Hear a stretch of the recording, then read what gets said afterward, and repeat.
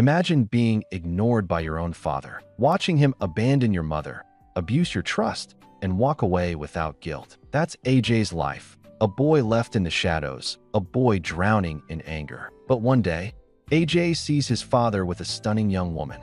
Not just any woman, his father's new girlfriend. And in that moment, AJ makes a vow of revenge. He swears he'll steal the one thing his father treasures most. Day and night, AJ schemes, pulling her closer, step by step. But here's the question. Will AJ succeed in seducing her and completing his revenge? Or will his heart betray him and turn this dangerous game into something far more real? 1 Year No More.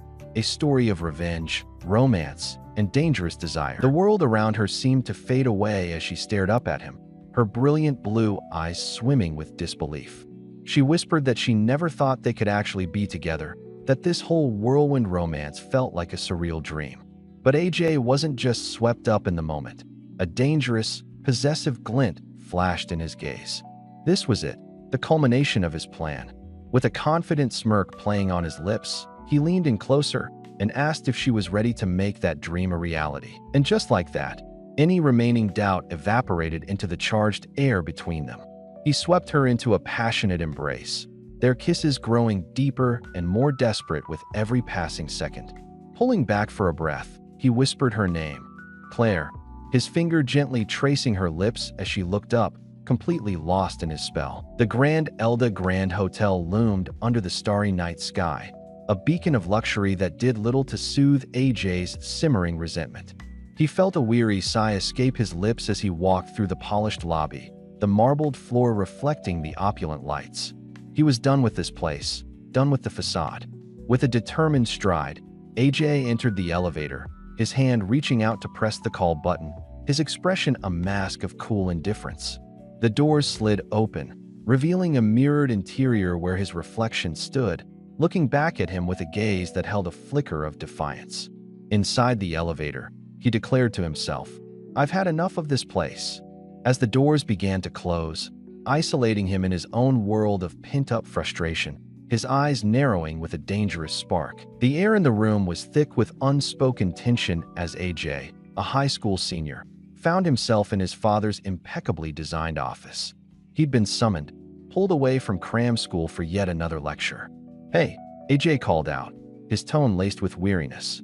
His father, a man whose presence commanded attention, looked up from his papers. "AJ, you're here? Come on over."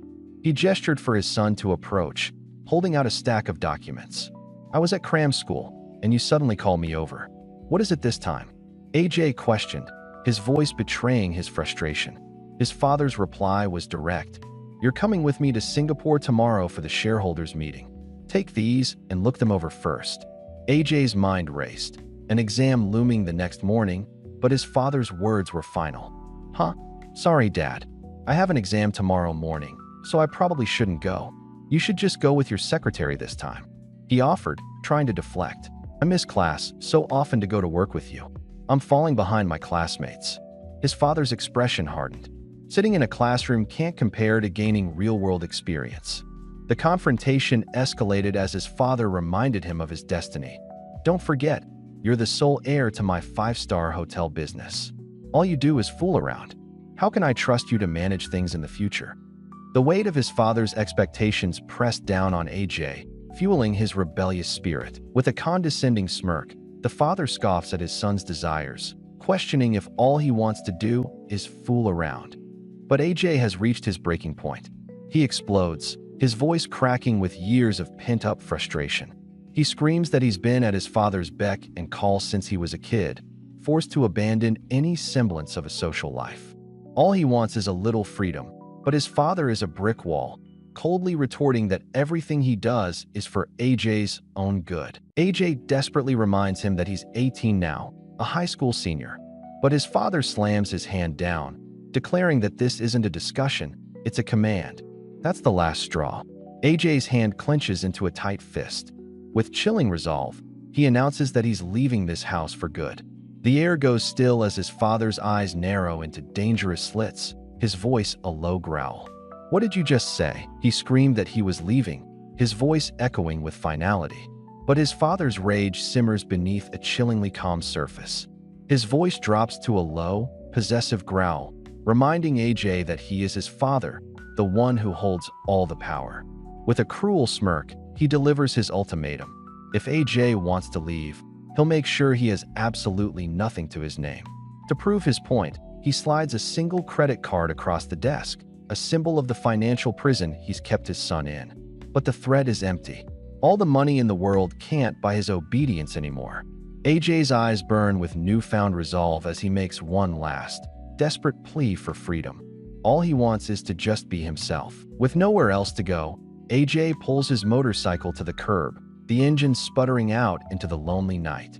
He glances up at the cheap motel sign, a grimace twisting his lips as he realizes this is his only option. He'd have to sleep here tonight. The room is even more pathetic than he imagined, and as he collapses onto the laughably small bed, his feet hang over the edge. This is the price of freedom, but there's no time for self-pity. Survival is now his top priority, and that means he needs cash, fast. He flips open his laptop, and a familiar glow illuminates his determined face. It's a crypto trading platform.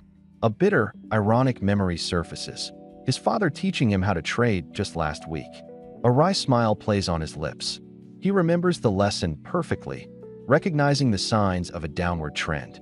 The very tool his father controlled him with might just be his ticket to true independence. His eyes are glued to the screen, the glowing chart of his future reflected in his intense gaze. He expertly sets his order, determined to time the market perfectly. A satisfying chime rings out, profit. It's not a fortune, but it's his. A defiant smirk plays on his lips as he vows to get rich, just to spite the old man.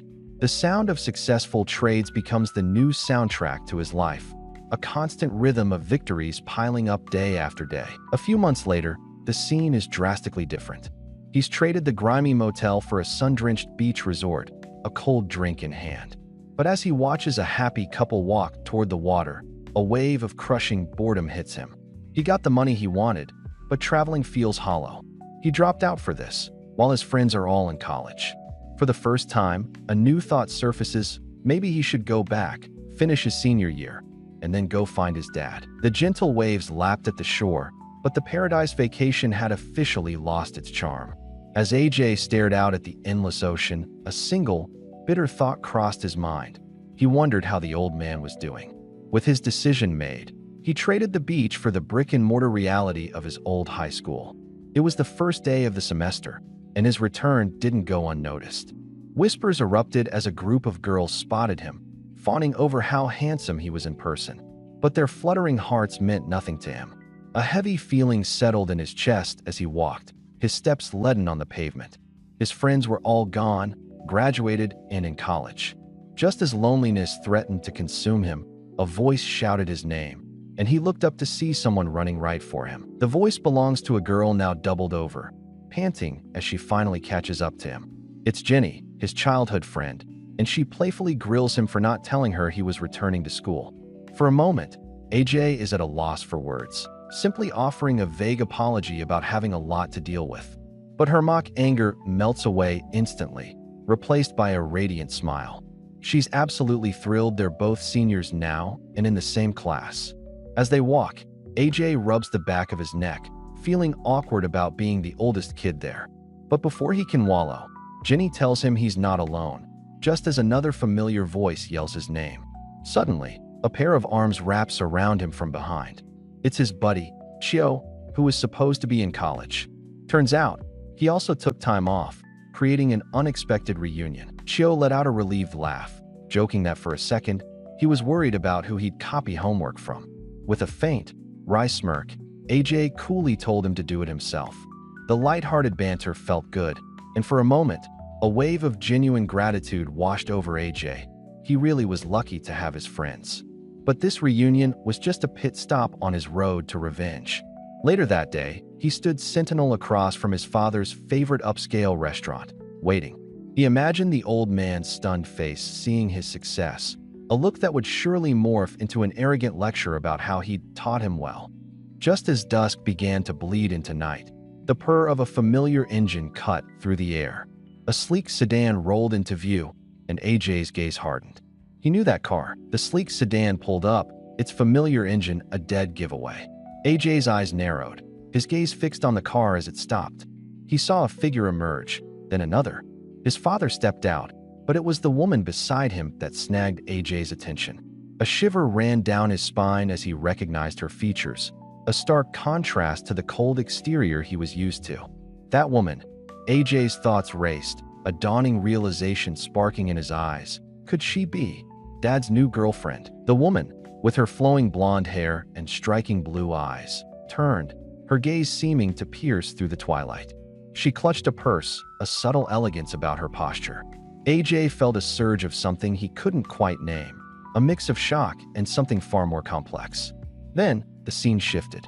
He watched from across the street as his father spoke to her, a gesture of money exchanged between them. The woman's reaction was clear, a hesitant refusal, a look of discomfort. AJ smirked, a grim satisfaction settling in. Just as I thought, he muttered, his revenge plan solidifying in his mind. The door to the private room slid open with a soft rumble, and the woman who stepped inside froze on the spot. Her brilliant turquoise eyes widened in shock, a small, involuntary gasp escaping her lips as she took in the scene. Calculated smirk playing on his features as he completely ignored his father standing beside her. His intense gaze was locked only on her. It was, he said, a pleasure to meet her. The first shot in his war of revenge had just been fired, and his target was already caught in the crossfire. Just when AJ thought his day couldn't get any worse, he spots a familiar figure. It's his father, the very man he ran away from, casually strolling out of a fancy building. But he's not alone. On his arm is a young woman, someone who looks like she should be in a college lecture hall, not with a man his dad's age. AJ's mind reels, trying to process the bizarre scene. He has to know what's going on. Peeking through the restaurant window, the situation only gets more intense. His father slides a thick wad of cash across the table, telling her to take it. Visibly flustered, the woman refuses, but he insists, telling her it's for tuition and that she's earned it. He then firmly places his hand over hers, pressing the money into her palm. She's left speechless, her eyes glistening with unshed tears. AJ's jaw tightens as a cold, hard certainty washes over him. So this is why his old man hadn't bothered to call. He was too busy entertaining a new woman to even remember he had a son. A lifetime of bitter memories suddenly floods his mind. He recalls acing his exams, only for his father's promise of a reward to be endlessly delayed. He remembers being forced to obey every command, even being kept from his own mother after the divorce. Whether it was studying or working, AJ had done everything demanded of him, desperately chasing an approval that never came. Seeing his father now, splashing cash on a stranger without a second thought, confirms everything.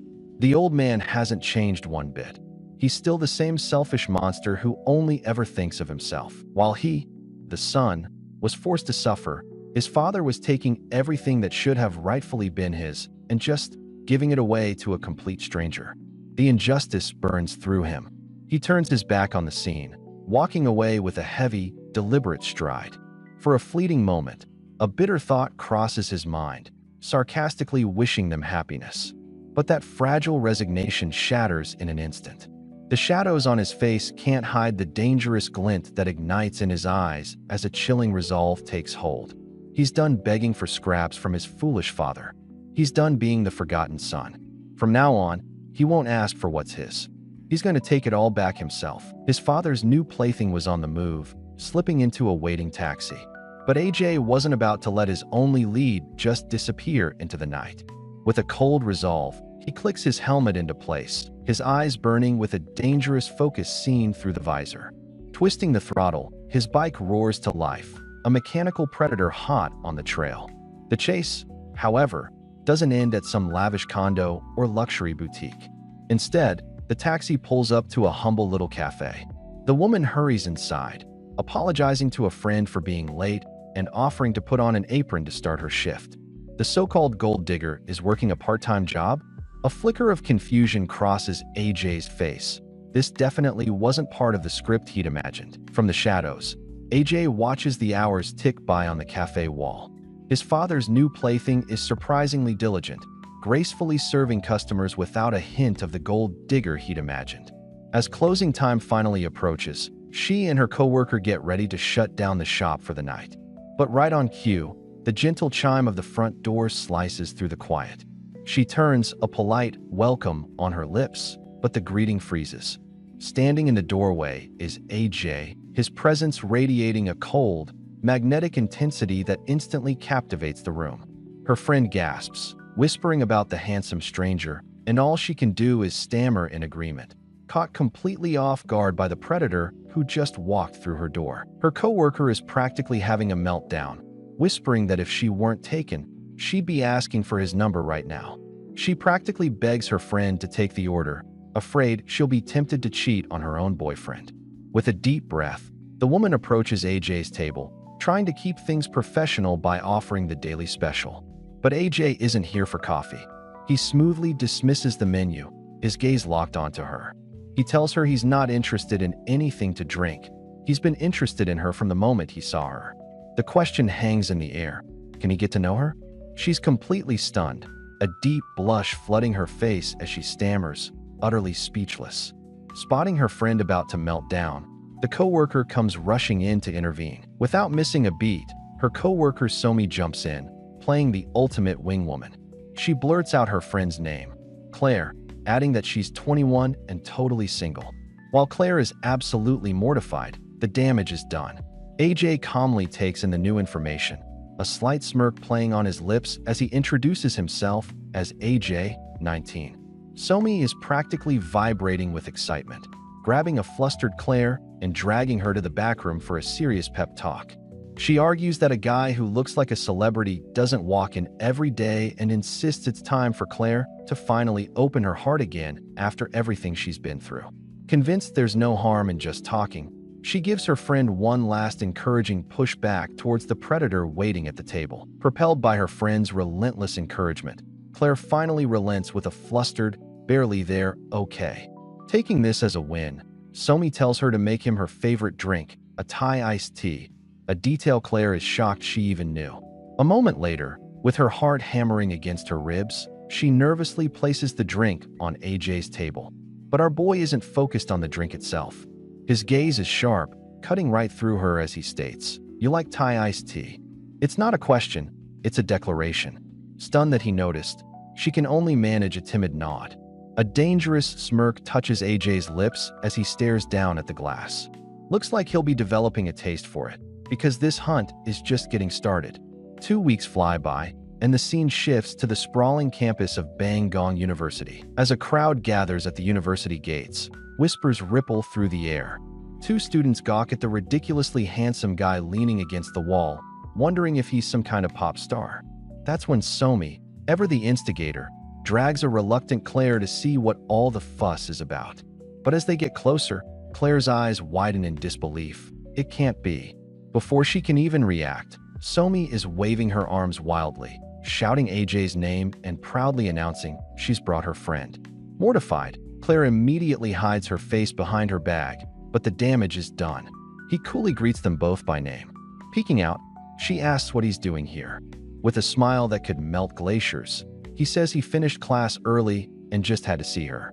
Mission accomplished, Somi promptly ditches them, leaving a flustered Claire alone with the man who's been occupying her thoughts. His voice, low and smooth, cuts through the awkward silence as he asks if him waiting for her is uncomfortable. Flustered, Claire quickly denies it, stammering that she's just not used to this kind of attention. AJ's gaze softens as he laments that it's been 2 long weeks. With her constantly buried in work, they've barely had any time to talk. Feeling a pang of guilt, she starts to apologize, but he expertly flips the script, claiming he's more worried she's working too hard. He then casually mentions that since the cafe is closed, she must be free. Unless, he adds with a probing stare, she has other special work to do. Relieved, she confirms she's free for the day. A predatory smile touches his lips. Without hesitation, his hand gently closes over hers as he declares he's taking her somewhere nice to eat. The hunt continues. The scene explodes onto a seriously lavish hotel, bathed in the golden light of sunset. This isn't just any dinner date.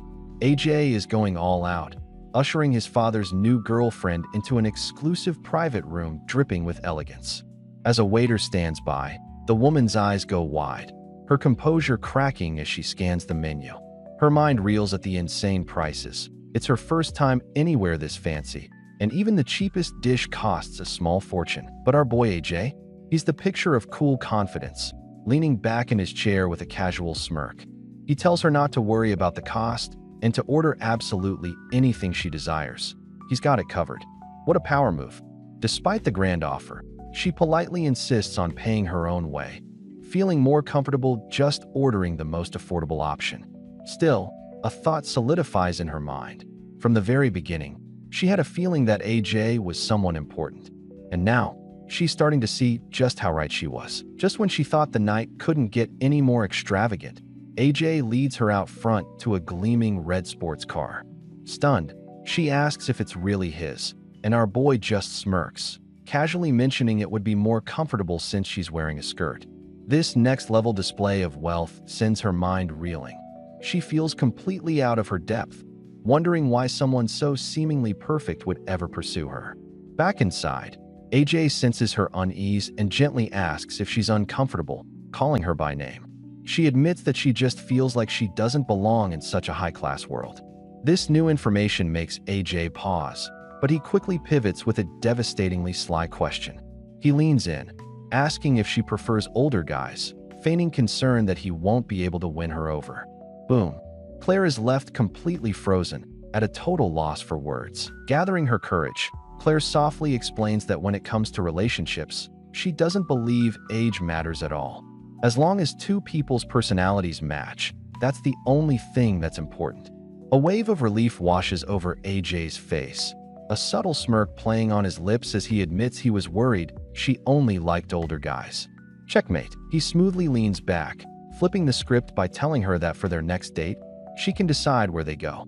Claire hesitates, her insecurity showing as she says she only knows ordinary, simple places.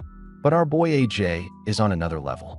He gently reaches across the table, his fingers lightly brushing against hers, reassuring her that it's perfectly fine. He just wants to get to know her better. Just as the tension peaks, the scene cuts, jumping forward 3 days to a bustling high school. Back in the classroom, AJ's got a self-satisfied smirk plastered on his face as he taps away on his phone. It's so obvious that a female classmate leans over, prying into who he's chatting with to make him look so happy. Another friend chimes in, teasingly announcing that AJ is pursuing a college girl. Boom. The gossip mill is officially in motion. Caught red-handed, AJ glares at his friend, muttering that he heard him before brushing it off, insisting they're just talking and it's nothing serious. But that sly grin on his face tells a completely different story. Later that night, as rain streaks down the window, our boy is back at it. Lounging in his pajamas, he's laser-focused on his phone, the screen's blue light illuminating his determined expression. His fingers fly across the keypad as he types out his next move. "Claire, are you free on Sunday?" And just like that, he gets a reply. Claire cheerfully messages back that she's all done with her work for the day. Wasting no time, AJ proposes a casual lunch date in the park. She hesitates, pointing out the recent rainy weather, but our boy has an answer for everything. He smoothly reassures her that if it rains, he'll just drive them somewhere else, completely neutralizing her concern. She agrees, sealing the deal for their next meeting. But the moment his phone hits the table, the charming facade crumbles.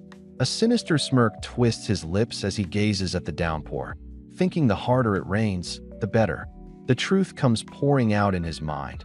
His father hasn't even bothered to call since their fight. He coldly imagines his dad's shock upon discovering that his forgotten son has stolen his woman. Now, it's just a matter of time. In a final, chilling thought, he apologizes to the unsuspecting Claire. She never should have met his dad. Just as planned, Sunday arrives under a gloomy, overcast sky.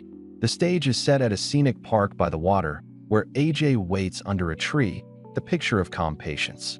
A soft voice calls his name, and he looks up to see Claire rushing towards him, looking absolutely adorable in a pink dress. Apologizing for the wait, she asks if he's been there long, but our boy smoothly brushes it off, claiming he only just arrived. That's when he spots it. She's holding a full-on picnic basket. He can't help but let a genuine thought slip out, calling her cute. She shyly admits she made sandwiches herself and hopes he'll like them. With his plan running flawlessly, AJ puts on his most charming smile, declaring he can't wait to try them as he eagerly suggests they find the perfect spot for their picnic. They find a perfect spot by the water and spread out their checkered blanket. As swan boats drift lazily across the lake, Claire sighs contentedly, remarking on how peaceful it is. She even admits that when she has time, she often comes here by herself just to unwind. But our boy AJ isn't exactly feeling the tranquil vibe, internally grumbling that watching boats is a total bore and they should have hit the movies instead. His cynical train of thought comes to a screeching halt. However, the moment he turns to actually look at her, a realization dawns on him. She seems so much happier than on their last date. As the light catches her hair, her radiant smile is genuinely breathtaking. And in that instant, AJ finally gets it. He completely understands why his old man is so captivated by her.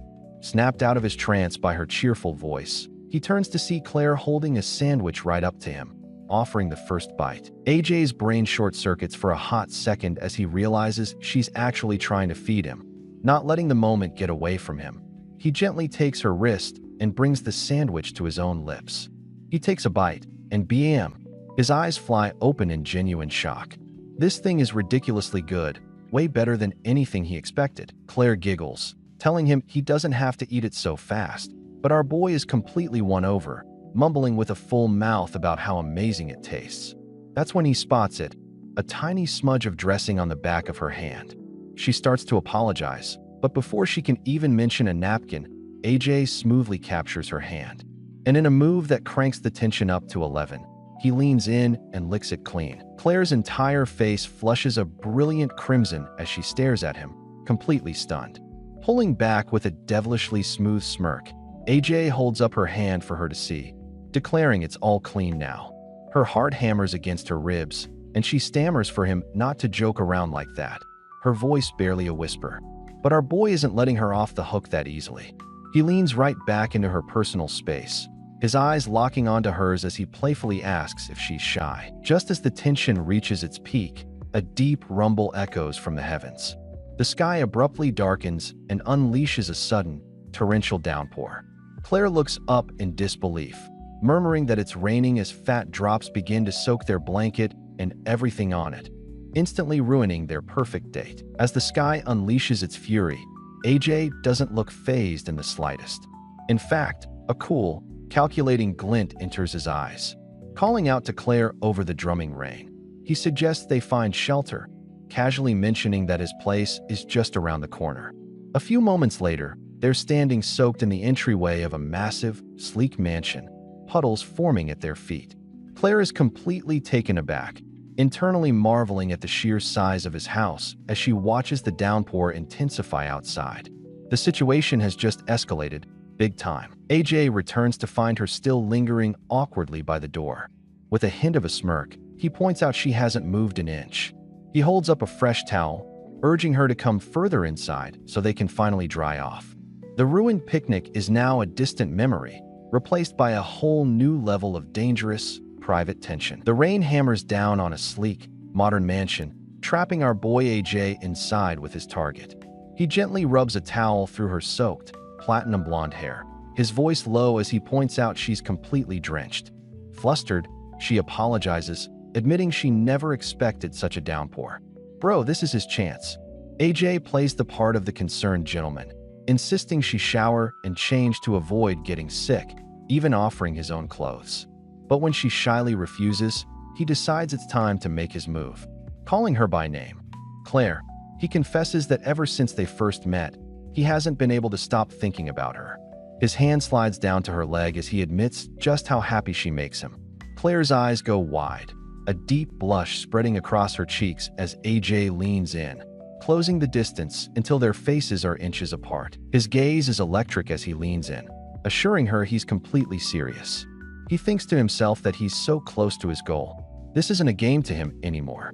Tightening his grip on her hand, his voice drops to a low, persuasive murmur as he finally asks the million-dollar question. Will she go out with him? Claire's bright blue eyes are wide with shock, her heart hammering in her chest. Just as the words hang in the air, a massive clap of thunder rips through the night, illuminating her conflicted face. She gently pulls her hand away and turns her head.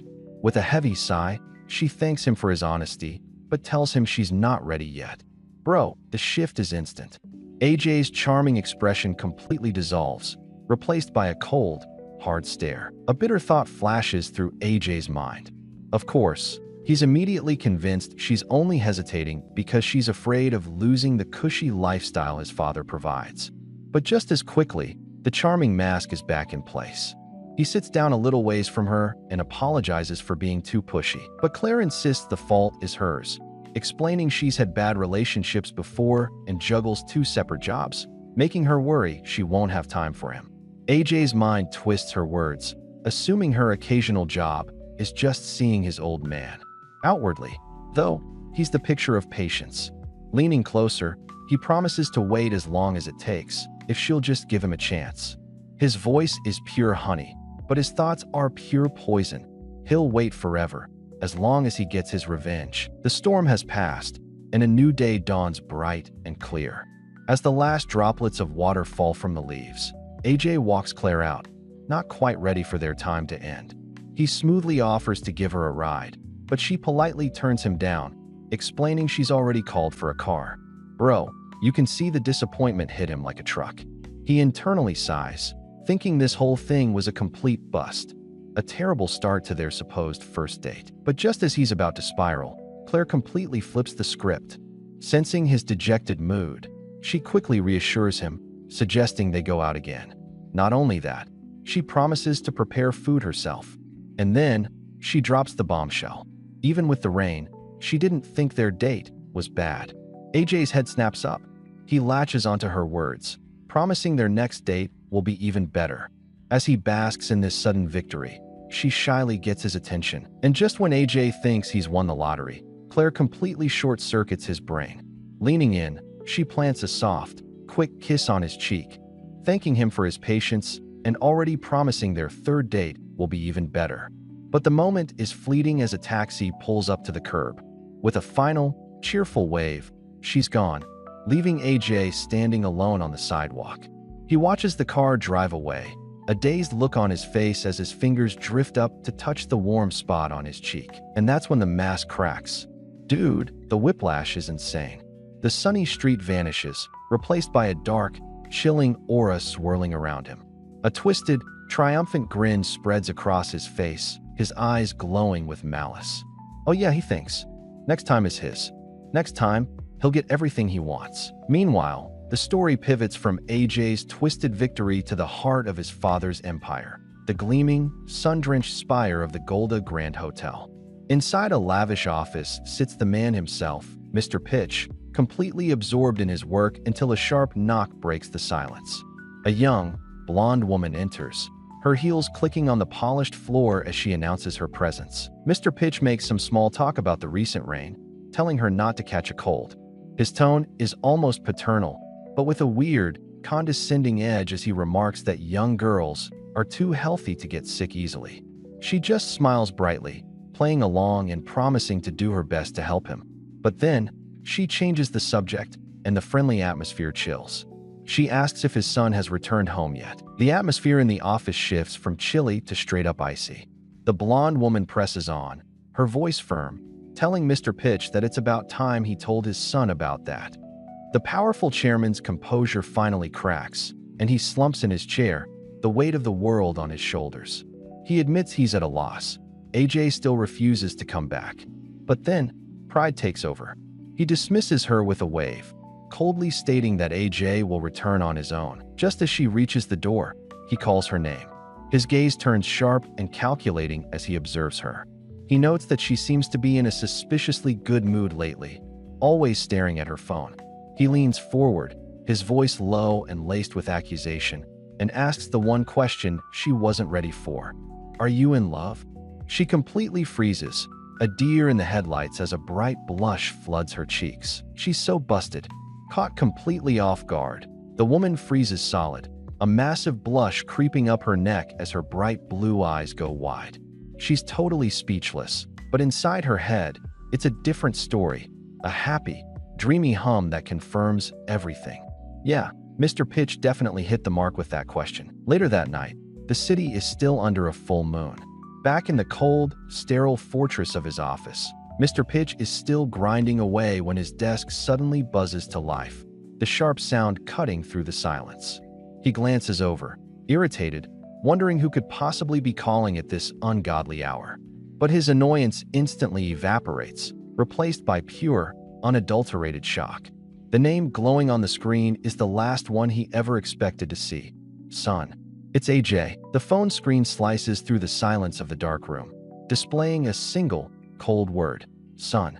With a flash of irritation, the man answers the call, his voice already laced with condescending venom as he asks if his son is lost and needs directions home.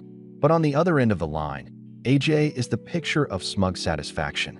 Lounging with his shirt unbuttoned and a wicked smirk on his face, he coolly fires back that his old man seems to be doing just fine on his own. Ignoring the jab, his father demands to know when he's coming back.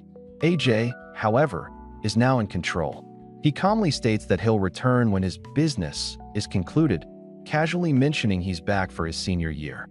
His father scoffs, telling him to do whatever he wants, clearly doubting his son can survive without him. AJ twists the knife one last time, his voice dripping with mock disappointment as he points out that his father never seems happy to see him.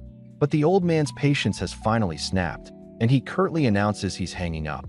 The line goes dead, but AJ isn't fazed in the slightest. He just scoffs, a look of chilling resolve solidifying on his face as he lowers the phone. The next morning, he's strolling onto the school grounds, letting out a deep yawn. He'd stayed up way too late video chatting with Claire, the target of his revenge. A soft, genuine smile tugs at his lips as he reminisces. He can't believe they could talk for hours, a dangerous sign that his vengeful game is already becoming far too real. Just as AJ is lost in his thoughts about Claire, a cheerful voice yanks him back to reality. AJ. It's his classmate, Jenny, waving energetically as she falls in a step beside him. But her morning routine is a little different. Before AJ can even process what's happening, she whips out her phone and starts a TikTok livestream. She brightly announces to her fans that she's walking to school with him today, putting him right on the spot. The chat immediately explodes with hearts and comments shipping AJ x Jenny.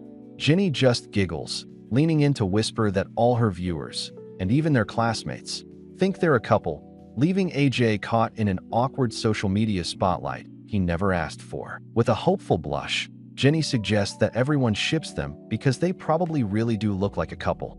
AJ finds this amusing. Even after being gone for a whole year, they're still pairing him up.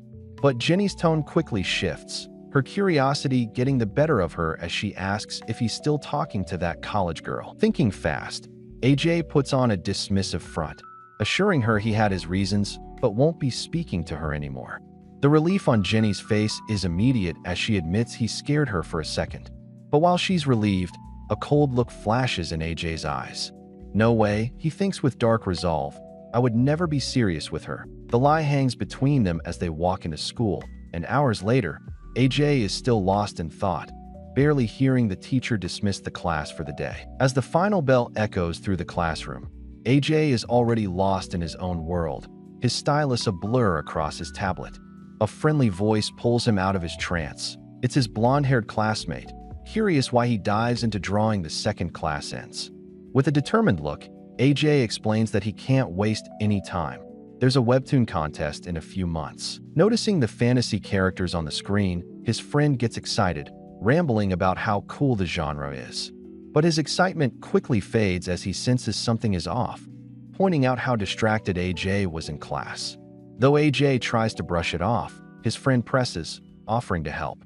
Seeing an opportunity, AJ leans back and asks for advice on where to take a girl to impress her, a sly glint in his eye. Well, what's she like? His friend asks eagerly. Declare like the last place?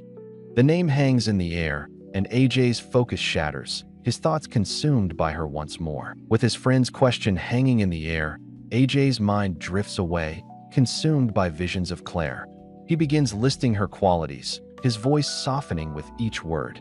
He explains that she seems to like quiet places, she's a good cook, and above all, she's beautiful.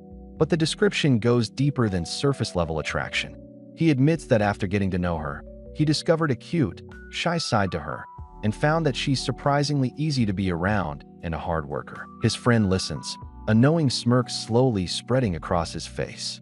"Oh," he teases, "you sound like you've completely fallen for her." The observation hits AJ like a splash of cold water, and he immediately flinches, a deep blush creeping up his neck. "We're just talking. I'm not being serious," he blurts out defensively. But his friend just offers a sweet, disbelieving smile, playfully agreeing to take his word for it. A brilliant idea flashes in his friend's mind, straight from the pages of his webtoon. He suggests AJ take her stargazing at night, gushing about how awesome a similar scene was in his story. But AJ just sweats, telling his friend not to compare real life to a comic. Despite his reservations, he makes the call later that night. Claire is absolutely floored, bursting with excitement over the phone. She confesses she's always loved stargazing but was too afraid he'd be bored to ever ask, even offering to prepare food. Standing in the shower, AJ can hardly believe his casually thrown-out idea actually worked.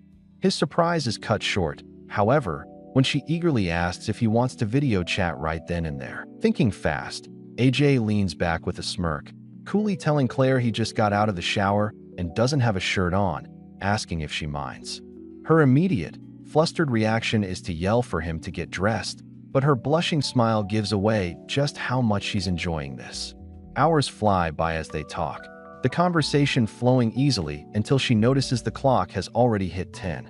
She's the one who suggests ending the call, leaving AJ momentarily confused in his bed. He remembers they talked even later last night, a brief flash of disappointment crossing his face. But her logic is flawless. They need to save their energy for stargazing. Realizing she's right, he wishes her good night, his hand clutching the phone tight with anticipation for their date. With the phone call over, AJ sinks back onto his bed, the anticipation for his date with Claire buzzing through him. A slow, calculating smirk spreads across his face as he gazes at nothing in particular, his mind already racing ahead.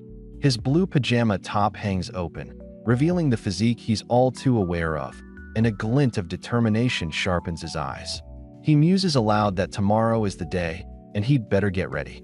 But is he preparing for a simple night of stargazing, or for the next critical phase of his revenge plot? Whatever the answer, it's clear he's feeling confident, fully prepared to see his plan through to the end, no matter where it leads. The next day, AJ is already putting his plan into motion. He walks into a convenience store, completely unfazed by the clerk's cheerful greeting or the admiring whispers of another customer. His mind is elsewhere. Back in his sleek sports car, he runs through a mental checklist of his purchases: water, Claire's favorite chocolate, and a small box that promises a very eventful evening.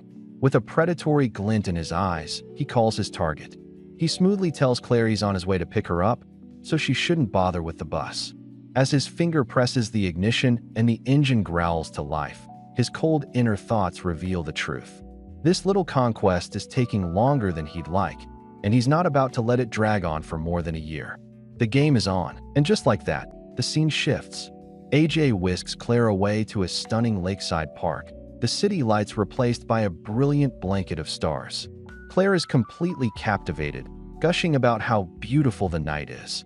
Playing his part to perfection, AJ smoothly agrees and finds a cozy spot to lay down a blanket for them. Once they're settled on the grass, she leans in, playfully asking what delicious treats he's packed in his little picnic basket. He confidently lists off fried fish and sweet and sour pork. But hold on, Claire's cheerful expression suddenly falters. She stammers that the pork is fine, but her voice trails off when it comes to the fish. For the first time, Claire's cool facade cracks, his eyes widening with a hint of genuine concern. Did our mastermind actually mess up? His panicked question slices through the night air. He can't believe she made such a simple mistake. Mortified, she apologizes for not asking him preference first. But AJ just offers a sad smile, explaining that fish just brings back some awful memories for him. The world around them fades, pulling us into a painful flashback. A lonely a young AJ, eats by himself while his parents' angry voices echo through the house. One night, a fishbone gets stuck in his throat. Terrified and unable to speak, he could only cry as his parents, lost in their argument, failed to notice him distress. The fighting continued all the way to the hospital, which was the last time he ever saw his mother. Back in the present, he confesses the heartbreaking thought he carried for years. Maybe it was his fault they divorced. The confession hangs in the air, stunning Claire into silence. Then, she gently rests her head on his shoulder, a simple act of trust that leaves his calculated plans in total disarray. Completely thrown by his raw honesty, Claire's calculated plan evaporates into the night air. She offers a surprisingly gentle promise. If he ever feels lonely, she'll be there to listen. But then, in a stunning reversal, Claire flips the script. She praises him, telling him she knows how hard he must have worked. She sees him not as a spoiled kid, but as someone capable, smart, and different from everyone else. And that one comment hits him like a ton of bricks. For the first time, someone has looked past his family's wealth to see the effort beneath. A quiet, "thank you," escapes his lips before he gently kisses her forehead. As they gaze at the beautiful sky, a shooting star blazes across the darkness, and she excitedly tells him to make a wish. The game has definitely changed. AJ watches her, a small smile playing on his lips as she presses her hands together, lost in her wish. He can't help but think she's so earnest, just like a little kid. When she finally opens her eyes, he breaks the silence, his curiosity getting the better of him. With a playful blush, she coyly refuses to tell him her secret. But AJ isn't letting it go that easily. He leans in closer, his voice dropping to a low murmur, asking if her wish had anything to do with him. She gets completely flustered, admitting that it was, but insisting she still can't say more. A wicked glint sparks in his eyes. He cups her chin, his voice a seductive whisper as he gives her a heart-stopping ultimatum. Tell him now, or he's going to kiss her. The game is back on, and he's not playing around. Her cheeks blaze with color as she averts her eyes, completely trapped by his audacious demand. With a defeated sigh, she whispers that it looks like she doesn't have much of a choice. Oh, but that's all the invitation our boy needs. Without a second's hesitation, AJ closes the gap, his fingers gently guiding her chin up to meet his intense gaze. And then he dives in, capturing her lips in a kiss that sends sparks flying through the night. The world seems to melt away, leaving only the two of them. He pulls back slightly, a look of pure, unadulterated triumph in his eyes. Still breathless and flustered, she tries to reclaim some ground, stammering that this means she's off the hook about her wish, right? But AJ's smug, victorious smirk says it all. The game isn't over, it's just getting more interesting. The kiss instantly deepens, and for a moment, they're both completely lost in it. A soft murmur escapes her as her hand instinctively clutches the fabric of his shirt. But just as quickly as the passion ignited, reality comes crashing back down. She shoves him back, her chest heaving as she stammers for him to wait. Our boy looks genuinely confused, asking what's wrong. With a panicked glance around, she points out the obvious. It would be disastrous if anyone saw them, but AJ just scoffs, turning his gaze to the stars with an infuriatingly cool demeanor. He dismisses her fears completely, saying who cares? It's just a kiss. But just as she's about to protest, his entire vibe shifts. He turns back, his eyes locked on hers with a sudden, unnerving intensity. "Claire," he says, his voice low and serious, and she looks up, completely caught off guard. He leans in close, delivering the final, devastating blow, a confession that changes everything. "I like you." Stunned into silence by his sudden confession, Claire can only stare back at him, her heart thundering in her chest. The game, the revenge, all of it evaporates, leaving only the raw honesty of his words hanging between them. A soft, breathless sigh escapes her lips as she admits that she really likes him, too, in a way she's never felt before. But seeing her genuine reaction, AJ suddenly pulls back, a flicker of guilt crossing his features. He starts to apologize, saying they aren't even officially dating and he shouldn't have been so forward. But Claire quickly cuts him off, insisting it wasn't his fault. She started it. With newfound courage, she looks him dead in the eye and declares that she also likes him a lot. A slow, gentle smile spreads across AJ's face, all the tension melting away. He asks the one question that changes everything. "Then, should we be together?" He tenderly strokes her hair, his touch sending shivers down her spine as she leans into him, her heart pounding a frantic, hopeful rhythm. A single, heartfelt word escapes Claire's lips, filled with all the hope and excitement thrumming through her veins. Okay. As the night breeze rustles the leaves around them, she notes the sudden chill in the air. But AJ, ever the opportunist, sees his opening. He leans in close, his voice a low, suggestive purr that sends a fresh wave of shivers down her spine, completely unrelated to the cold. With a sly, confident smirk that could melt glaciers, he locks his gaze onto hers and makes his move. He proposes they continue their star watching somewhere a little more private, somewhere like his place. Oh yeah, our boy isn't wasting a single second. He's moving this game to a brand new playing field. Leaning in close, his voice a low, seductive whisper, AJ makes his move. With a confident smirk playing on his lips, he drops the classic line, asking if she wants to go to his place to watch the stars. The bold invitation hangs in the air, catching her completely off guard. Her eyes widen in shock as she stammers his words back at him, unable to believe what he's just suggested. A deep blush creeps up her neck as she becomes completely flustered. She quickly insists that it would be better to let things happen naturally, shyly admitting that she isn't ready for that step just yet. Overwhelmed, she hides her face against his chest. But her cute, flustered rejection only seems to amuse him, and a soft, knowing chuckle escapes his lips. This game is just getting started. With a sly smirk hidden behind his hand, AJ smoothly backpedals, telling her not to overthink his bold invitation. He plays it off with a charming excuse, insisting he was simply worried about her catching a cold as the night air grew chillier. He suggests they can watch the stars for just a little longer before he drives her back to her dorm. Once she timidly agrees, he seizes the opportunity. In one fluid motion, he wraps his arms around her from behind, pulling her flush against his chest. He murmurs that it's warmer this way, leaving her a blushing, flustered mess. But later that night, the facade drops. Sprawled out on his bed, AJ lets out a frustrated sigh. He can't believe his plan failed again. He really thought she'd be an easy catch. Still, he's not defeated. They're officially dating now, and he knows it's only a matter of time until he gets another chance. The camera pans to a sleek, red sports car, hinting at the extravagant lifestyle AJ is becoming accustomed to. Inside, AJ and his father's girlfriend are locked in a passionate kiss, their bodies pressed close. The scene is charged with an undeniable chemistry, each touch and glance fueling the escalating tension. As their lips part, AJ whispers a compliment about her kissing skills, his words laced with a possessive pride. She blushes, attempting to maintain a semblance of decorum, but AJ's confidence is unwavering. He dismisses her concern about being seen, asserting their status as a couple and the normalcy of their affection. He then admits his own restraint, hinting at a deeper desire that he's holding back for now.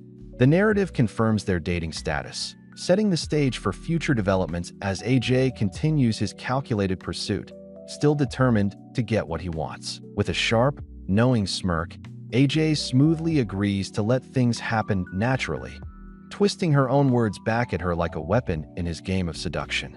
He then suggests they grab a bite to eat to escape the cold, taking her to a humble roadside diner that clearly takes her by surprise. But just as they're about to head inside, his phone rings, and the mood instantly sours. The name, Dad, glares from the screen, and AJ answers with pure, undisguised irritation. His initial defiance quickly melts away as the conversation takes a serious turn. His expression shifts to one of grudging concern when he learns his father isn't feeling well, and he ends the call with a heavy, resigned sigh. Looks like the game just got interrupted. The urgent call ends, and the entire vibe of the date flips on a dime. With a serious expression, AJ apologizes and explains they have to ditch the diner due to a sudden emergency. Before she can even fully process his words, he firmly grabs her hand, his mind already jumping ahead to the fact that they'll need a major wardrobe upgrade for where they're going. And boy, does he deliver. They arrive at a towering, luxurious building, one of his family's own hotels. Gone are their casual clothes, replaced by a sharp suit for AJ and a breathtakingly elegant white dress for her. As they approach the hostess, the staff's immediate recognition makes it clear this is his world. He coolly confirms he's there for his father, leaving the woman absolutely stunned. She's quickly realizing there's a lot more to AJ than she ever imagined. Just as the reality of AJ's wealth begins to sink in, he drops another bombshell. apologizing for the sudden change. He explains he has to represent his father at a critical dinner meeting with the shareholders. She takes the news in stride, her mind racing with the realization that his father must be a true titan of industry. Not wanting to leave her behind, AJ leads her toward a private lounge, asking her to wait for him there. But before he can even finish his sentence, their conversation is cut short by a sharp voice calling his name. A woman named Jenny appears, immediately sizing up the situation. With a look that's anything but friendly, she pointedly asks if this is his girlfriend, Claire, before introducing herself as a good friend. Then, grabbing his arm, Jenny pressures him to hurry, reminding him that everyone is waiting for the chairman's son to start the event. AJ is pulled away, leaving a shell-shocked Claire all alone in the lavish room. Left utterly abandoned, Claire's composure crumbles into a million pieces. Standing alone in the lavish lounge, the elegant dress AJ bought her suddenly feels like a costume she doesn't deserve to wear. This world is too bright, too rich, and a painful realization sinks in. She doesn't belong here. Her mind immediately conjures an image of Jenny, who fits so perfectly against the chairman's son. She's even seen them on his social media, looking like the ideal couple, and the comparison is devastating. The horrible thought takes root. What if she's just a side character in his story? A temporary amusement? Unable to stop the tears, she escapes to the restroom, desperate to hide her breakdown. But there's no escape. The whispers follow her, as two women start gossiping about AJ's mysterious new date. The whispers cut through the restroom air like knives, confirming every single one of Claire's worst fears. The women gossip openly, comparing her to the classier Jenny, decreeing that AJ and Jenny are a far better match. The casual cruelty is a gut punch, leaving her feeling utterly worthless. 2 agonizing hours later, the sound of determined footsteps echoes in the now quiet lounge. AJ finds her sitting alone and gently strokes her hair, telling her the long meeting is finally over. His eyes drift to the empty table, and he asks if she ate. Too embarrassed to admit she couldn't, she lies, claiming she ordered fried rice. Oblivious, he remarks that she must really love it. As he offers a ride, and they start to leave, Claire suddenly freezes, planting her heels firmly on the floor. She isn't going anywhere. Sensing her hesitation, AJ turns, his voice softening as he asks what's wrong. With her gaze fixed on the floor, Claire finally lets her insecurities spill out. She confesses that she thinks he and Jenny are better suited for each other, questioning why he ever pursued her in the first place before quickly apologizing for overthinking. But for AJ, it all clicks into place. This is why she was so quiet, and why she lied about eating. In a swift, decisive motion, he closes the distance, backing her against the bar until her hands press against his chest. He reveals he knew she hadn't eaten, explaining that he'd been so enraged the staff neglected her that he almost had them all fired. Then, looking directly into her eyes, he dismisses her fears about Jenny, insisting that he's not interested in anyone but her. Loosening his tie, his gaze burns with intensity as he finally confesses the simple truth. It's all because he likes her. AJ's confession hangs in the charged air, and Claire gasps, a deep blush spreading across her cheeks. Every single insecurity vanishes in an instant, replaced by pure, unfiltered joy. A brilliant smile finally breaks through her anxiety as she breathlessly admits that she likes him a lot, too. That's all the permission AJ needs. He closes the final gap between them, capturing her lips in a passionate kiss that says everything words can't. But as they part, reality crashes back in. A flash of panic crosses Claire's face, and she pushes back gently, her hand landing on the bar as she insists they shouldn't be here. Unfazed, AJ just murmurs that everyone else has already gone home, pleading for just a little longer. Their intimate moment, however, isn't so private.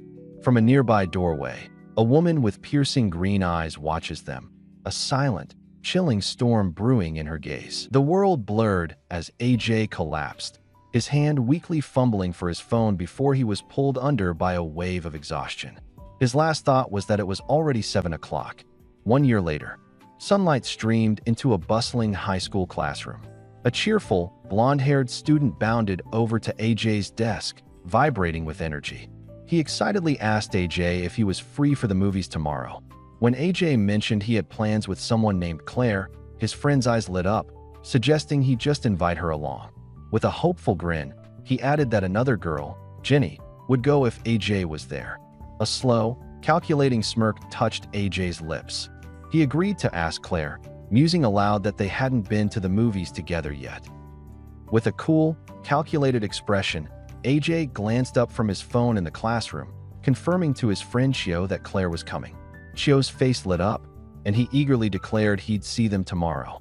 The next day, at a massive, sunlit mall, Claire sat alone on a bench, her hands clasped nervously in her lap.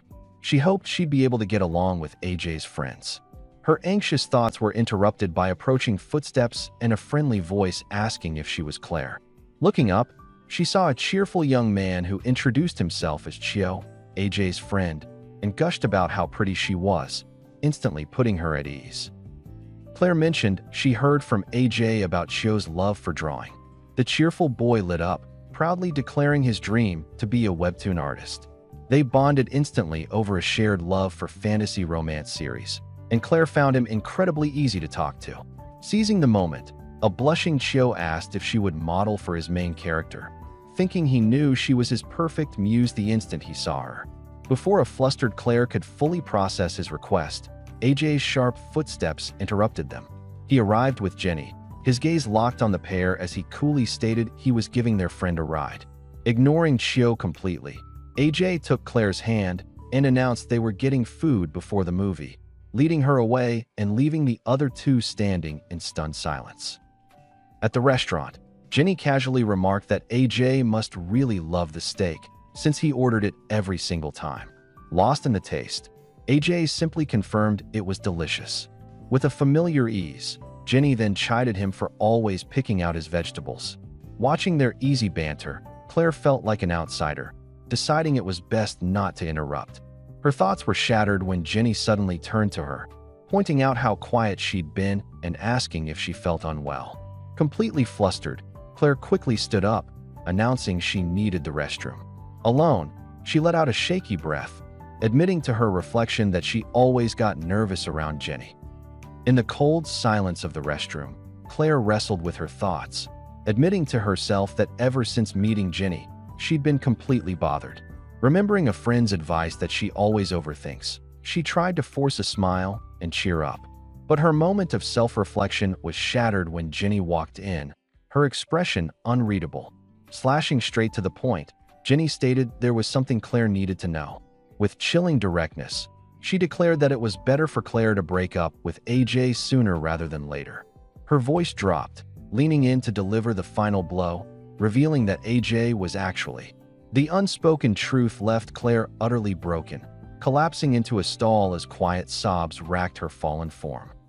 With a grave expression, AJ's friend Chio slashed straight to the point, demanding to know if AJ was just playing around with Claire. He admitted he didn't know AJ's goal, but as a friend, he had to issue a stern warning. If AJ kept this up, he would end up losing everyone. Just then, the soft click of heels announced an arrival. AJ's face softened as he saw Claire, telling her it was perfect timing and he'd been worried. But her face was a mask of sorrow. She flatly stated she wasn't feeling well and was going home. Panicked, AJ grabbed her arm, insisting he'd take her, but she pulled away sharply, telling him she could get home herself. Before he could react, Jenny latched onto his other arm, cheerfully announcing the movie was about to start. Dragged into the theater, AJ was a ghost. His mind was miles away, trapped in the memory of Claire's heartbroken face. He barely registered Jenny's voice slashing through the haze as she and Chio appeared, tickets and popcorn in hand, ready for the show. Forced into a seat, he sat stone-faced while Jenny tried to play the charming host. Leaning toward Chio with a saccharine smile, she purred that it had been a while since they'd done this. But just as the lights dimmed, AJ abruptly fired to his feet, his patience gone. He was done playing games, leaving a shocked Jenny and a popcorn-choking Chio calling his name into the darkness. AJ's shoes clacked, his mind racing. Claire couldn't be far, but his calls went unanswered. "She's not answering her phone," he muttered, frustration building. Then, his eyes locked onto a distant, radiant figure. He knew it was her. As he neared, he saw her slumped, fiercely clutching a phone. "I can't give it to you yet," he thought. "Mom, You almost made it so I couldn't stay in school, she cried, electric blue eyes glistening. Couldn't you have just waited until I graduated? AJ's patience snapped. Claire, he boomed. She flinched, startled. What are you doing here? Aren't you going to the movies? AJ's gaze was intense. I was worried about you. My girlfriend isn't feeling well. How could I not care? Claire's voice was a fragile whisper. Worried about your girlfriend, huh? Do you really mean that? AJ's raspberry pink eyes widened in disbelief, his voice sharp as he called her name, demanding what was suddenly wrong. He insisted they talk, asking if he'd upset her. Claire, a fragile, distant smile on her face, declared he no longer needed to pretend. She knew his kindness was a charade, exhausted by the deception. Let's break up, she announced, stating they were from two different worlds before turning away. AJ watched her retreat, a fierce realization hitting him. How did she find out? What exactly does she know? He connected her sudden shift to her return from the restroom. But he wouldn't let her go. His feet moved, his hand snaking out, seizing her arm and stopping her cold. Claire, listen to me, he urged, desperate. She sharply pulled her arm free, a silent gasp escaping him as she fled once more. Tears streamed down Claire's face as her raw anguish exploded, demanding to know what more he could possibly explain. Her voice cracked with despair, insisting that any explanation was pointless now. AJ absorbed her pain before dropping a bombshell of his own, admitting her worst fears were true. At first, he was just planning on playing around with her.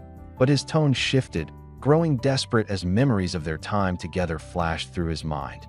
He confessed that without even realizing it, he had fallen for her, insisting that if he were truly deceiving her, he never would have invested so much of himself. With an intense gaze, AJ dismissed Claire's doubts, telling her not to use their different backgrounds as an excuse because it was a weak argument. He held her hand gently against his chest, his voice softening as he urged her to calm down and just listen. In a moment of raw vulnerability, AJ admitted he knew he was wrong and pleaded for another chance to make things right between them. He leaned in, promising that from now on, it would be just the two of them. The sudden, heartfelt confession left Claire completely flustered, stammering that she needed time to think. Seizing the moment, AJ offered her a ride home, and with a quiet whatever, she finally relented, walking away with him. A dark-haired man slumps onto a couch, breathing a sigh of relief. He reflects on how close he came to losing Claire, his mind flashing back to the moment she almost left him, a shock that left him completely blank. A grim determination hardens his features. He knows he has to speed things up. Elsewhere, Claire is on the phone with her friends, recounting the recent drama. One friend shrieks, shocked they almost broke up, insisting AJ is eccentric about her. She then pries, asking how far they've gone. Flustered, Claire admits they've only hugged and shared a moment, causing her friend to mock her for not being conquered yet. A second, calmer friend interjects, advising that as adults, they just need to be prepared. She reassures a mortified Claire, telling her not to worry. AJ must be serious. Still reeling from her friend's shameless teasing about AJ's amazing fallen form, a flustered Claire abruptly ends the call and collapses onto her bed. She agonizes over her impulsive decision to go to his place for a movie, her mind racing with what-ifs. Later, settling onto his couch, the air crackles with unspoken tension. AJ pulls her into his side, his voice a low rumble as he thanks his little cutie for coming. He gently strokes her hair, but just as she melts into the moment, he suddenly breaks away, stammering that he'll go get them drinks, leaving her utterly bewildered. Still flustered, Claire heads to the kitchen, announcing she'll grab some sodas. Her mind is a chaotic mess as she pulls a bottle from the fridge, desperately trying to rein in her racing thoughts. She tells herself to calm down. They're just watching a movie. But as she turns the corner, she slams right into AJ. The bottle flies from her hands, hitting the floor and erupting in a sticky blast that sprays all over them. Mortified, she apologizes profusely, but AJ calmly takes the blame. Looking at the mess, he grins, joking that she should shower quickly before she attracts any ants. Under the steaming spray of the shower, her cheeks burned with embarrassment. She couldn't believe she'd been so distracted, all because she kept replaying her friend Somi's scandalous advice in her head. A sudden sound from outside the glass door made her freeze. Peeking out, her eyes widened. There stood AJ, a towel slung dangerously low on his hips, a smirk tugging at his lips. He leaned in, his voice a low, teasing rumble, asking if she wanted to shower together. Her mind blanked. Seeing her shock, he offered to wait outside, but with a shaky breath, she surrendered, telling him to come in. Under the cascade of hot water, AJ pulled her flush against him, his arms wrapped securely around her waist. He leaned in, his voice a low, possessive murmur against her ear as he confessed his love for his little cutie. A deep blush spread across her cheeks. The closeness was overwhelming, yet she melted into his hold. This couldn't be real. She whispered that it felt like a dream, that she never imagined they could truly be together. A smirk played on AJ's lips as he heard her confession.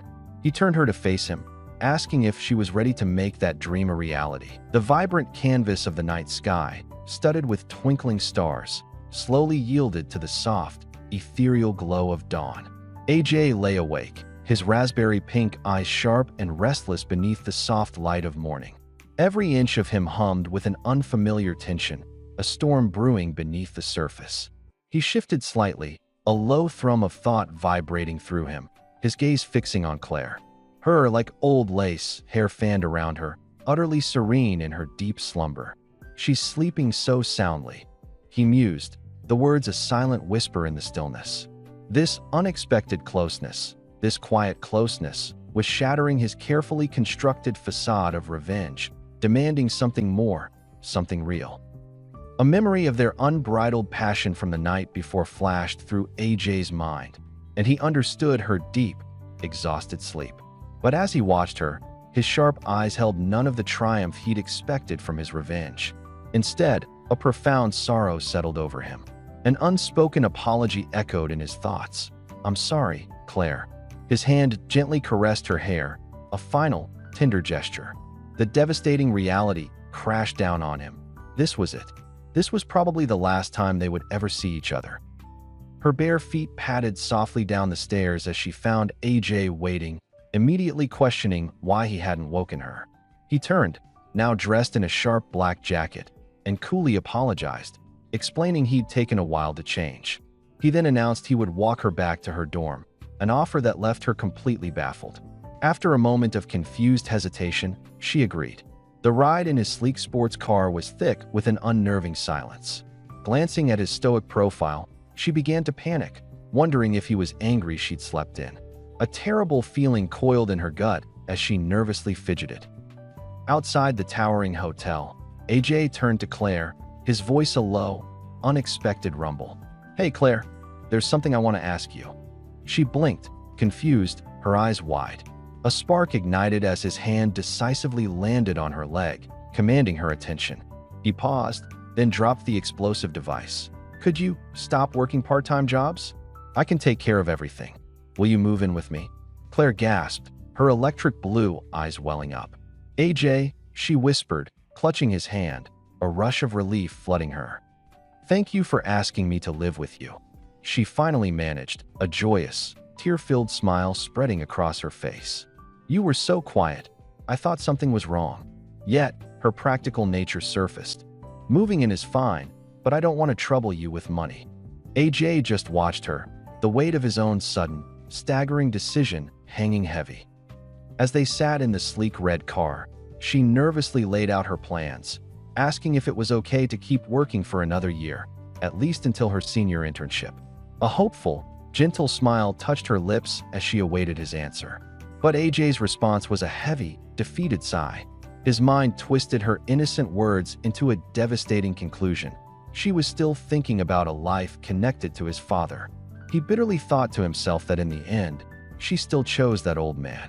What was he even hoping for? His resolve hardened. "In that case," he began, his voice chillingly calm. "Let's break up." The words dropped into the silence, shattering her world. Her eyes went wide in utter disbelief, unable to process what he'd just said as she stammered, asking what he could possibly mean.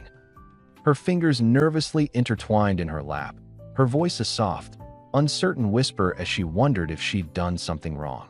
AJ, raspberry pink eyes shadowed and unreadable, finally turned from the road. He declared she'd done everything right, except for one critical thing. His arms crossed, a tense barrier of defiance, as he slowly revealed the missing piece. His gaze sharpened, burning with accusation, demanding to know why she was clinging to his father. Her electric blue eyes snapped wide, mouth falling open in utter disbelief. She fiercely retorted that she'd never even met his dad, insisting he had the complete wrong idea. AJ's face clouded, a fleeting struggle crossing his features before he buried his face in his hands, muttering, "Misunderstanding." He then looked up, a predatory glint entering his eyes. "Is that so?" Her hands flew to her mouth, a gasp catching in her throat as the devastating realization crashed down. His dad was Mr. Pitch. AJ twisted his head, a cruel smirk playing on his lips. "So you finally remembered?" His eyes dropped, a chilling confession escaping. "I only got close to you to get back at my dad for fooling around with you." He snapped his gaze up, piercing her. "Did you really think I dated you because I liked you?" Eunice flinched, hand to her chest. "But there's nothing between me and Mr. Pitch," she pleaded. AJ scoffed. "Oh yeah." A flash of cash, then his voice slashed through the air. "Why would my dad give you so much money? Why meet him? Why would a college student like you be alone with my dad?" Her tear-filled eyes locked onto him. "If I misunderstood, then explain it." A heartbreaking sob tore through her. Shoulders slumping, she whispered, "What's the point? You won't believe me anyway." Fresh tears streamed down her face. "I was such a fool, believing everything you said. I really thought you liked me." A bitter understanding dawned. "Now I get it. Everything up until now was just a lie." A single tear escapes her electric blue eyes as the crushing realization hits. Her friend Jenny had been right about everything. Turning without another word, she walks away, each step echoing her profound heartbreak. From the driver's seat of his sports car, AJ watches her retreat, his jaw clenched tight with a storm of conflicting emotions. He can't stand it.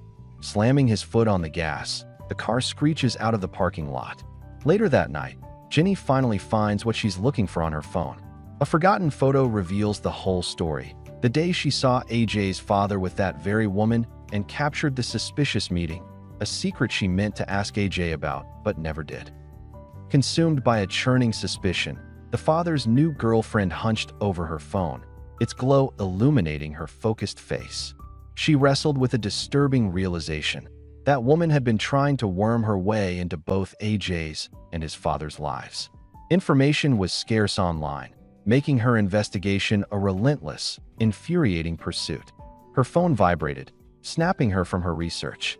"Hey, AJ," she answered, a hint of accusation already in her tone. "I was just about to call you." AJ's voice echoed back. "What's up?" She immediately jumped on him, dismissing his implied question. "And no, I didn't say anything to Claire that day. But seriously, it was really crappy of you to ditch me at the movie theater like that." Then, a sudden, chilling silence. What he said next made her fire upright in bed, eyes wide with utter shock. "What?" Her hand flew to her mouth, the phone trembling as her world tilted. "You and her broke up?" The words were a dizzying, catastrophic blow, twisting everything she thought she knew. AJ dragged himself onto campus, a living ghost lost in his own shattering world. A sharp tap on his shoulder jolted him, his raspberry eyes snapping wide as Jenny's worried face came into view. "You look terrible," she gasped, concern etched on her features. "Did you even sleep last night?" A hollow laugh escaped him. "Do I look that bad?" Jenny practically shouted. "Yeah, you do." Claire's name, a raw wound, had kept him up all night. The truth of his father's deception and his own colossal mistake burning deep. "AJ, let's go live on Do." Jenny tried again, pulling at his arm. "People are talking about you." But AJ was miles away, his gaze fixed on nothing. "AJ, are you even listening?" she cried, her voice cracking. Nearby, classmates snickered about their lovey-dovey morning, a sound Jenny waved away. "It's just how we always play around," she insisted, turning to AJ for confirmation. But AJ's raspberry eyes remained distant, his soul consumed by a tempest of regret. AJ's hand sharply pulled away from hers, a stark rejection. Two female classmates watched him go, one calling out, "Don't do that again from now on." Inside the classroom, a teacher announced a new, frantic policy. Attention, all third years. Everyone will take their graduation exams earlier to prepare for college entrance. University students will share experiences this afternoon, so ask them anything. As the clock edged toward noon, AJ, his mind elsewhere, suddenly rose. Hey, AJ, where are you going? A classmate asked. Home, he stated flatly. She insisted he wait for the afternoon's college visit. AJ, however, slashed her off, his voice emotionless. I already decided which school I'm going to. A complicated expression crossed her face as he walked out. Letting out a heavy sigh, AJ decides that's enough for today. The revenge he meticulously planned is complete, but the victory feels hollow, leaving only a bitter, empty ache in his chest. As he questions this hollow feeling, his phone buzzes with an incoming call. Dad. He reluctantly answers, his voice flat. But his father's words on the other end send a violent jolt through him. As rain begins to fall, shadowing his face, the news shatters his composure. His raspberry eyes widen in utter disbelief, a single, choked word escaping his lips. What? The scene cuts to an imposing hospital building, the unspoken answer hanging heavy in the air. In the sterile quiet of the hospital room, AJ sits beside his father's bed. His father, looking weary, asks if he's eaten, but AJ just tells him to worry about himself. He learns the illness isn't new. It's been a problem for a while, a secret his father kept hidden. Frustrated, AJ demands to know why he wasn't told. Then, his tone shifts as he asks about the really pretty college girl.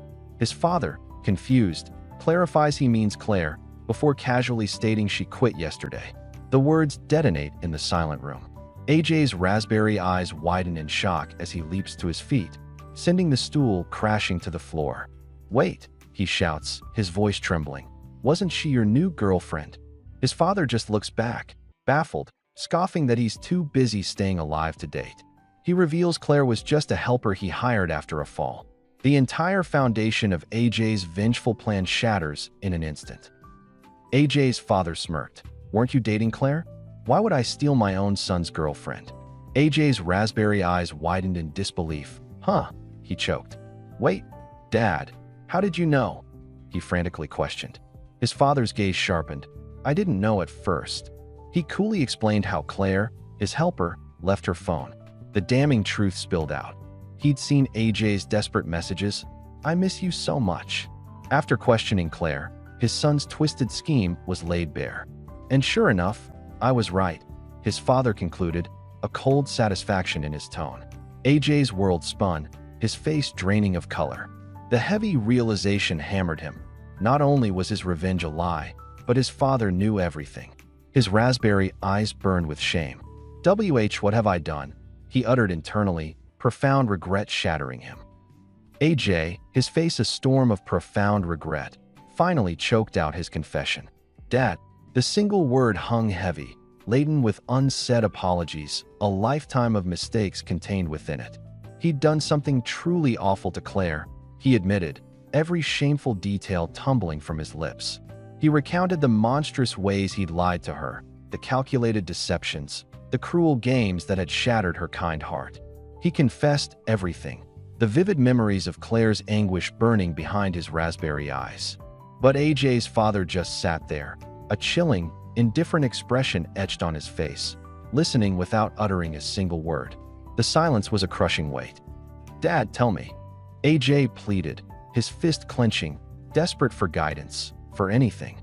He buried his face in his hands, tears welling. Please tell me. What should I do now? The raw despair in his voice echoed in the desolate room. AJ's soul was a tempest, his face contorted, a desperate plea ripping from him. Please tell me. What should I do now? His father, usually stern, now bore a crushing weight. AJ, you ended up like this because of me.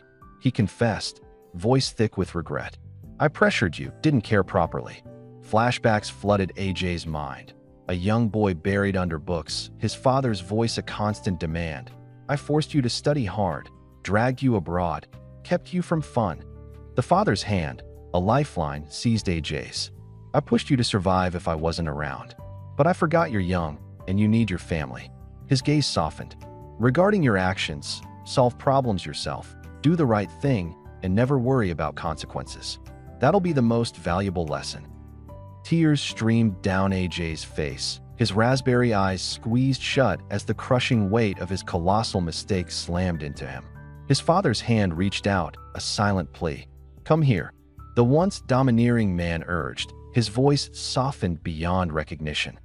"You little rascal, let your old man give you a hug." AJ hesitated, a tempest raging inside him. Before he was enveloped in an embrace he hadn't known in years. His father's hand gently patted his back, a silent wave of comfort washing over him. "I'm not a kid anymore. Stop calling me that," AJ muttered, a final flicker of rebellion. His father simply offered a tender, knowing smile, eyes closing in quiet understanding. The scene blurred, transforming into a vivid memory of his father, younger, holding a tiny AJ by the shimmering sea. No matter how much time passes, his father's voice echoed in the present, a profound whisper. "You'll always be Dad's little rascal." Not long after his final exams, AJ's father succumbed to his severe illness, passing peacefully. The profound loss weighed heavily, but before he left, his father revealed the painful truth. AJ's mother had cheated and embezzled funds, leading to their split. This shocking revelation settled deep within him. AJ's uncle stepped in, offering solace. "It's okay. Uncle will take care of everything," he assured, confirming he'd manage the business until AJ graduated. With a quiet, "Okay," AJ accepted. Now, with his father's final lessons echoing, AJ gripped his phone, his raspberry eyes burning with a new resolve. What he needed to focus on was winning Claire back. But a sigh escaped him as he stared at his screen. She blocked me. I don't even know how to start."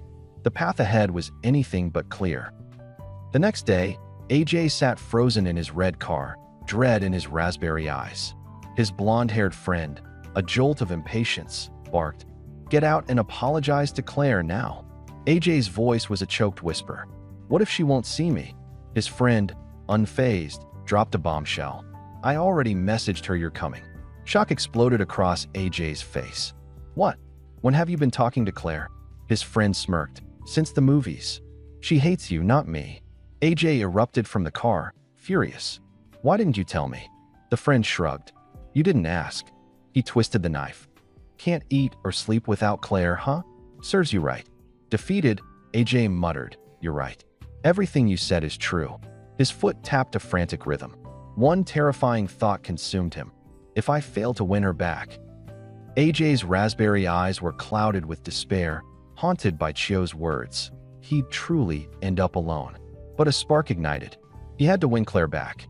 He strode towards the cafe, the door clicking open with a soft whir. Inside, Claire, radiant in her apron, turned with a welcoming smile. "Welcome to," she began, her electric blue eyes scanning the entrance. Her words fell in her throat, the smile crumbling as she locked eyes with AJ. A jolt of pure shock hit her, making her gasp. AJ's gaze was heavy with untold feelings. He managed, his voice a low rumble. Suddenly, the tray in Claire's hand slipped, clattering loudly to the floor. Her voice, strained with disbelief, slashed through the tension. "Why are you here?" AJ's determination flared. "Claire, I want to talk to you."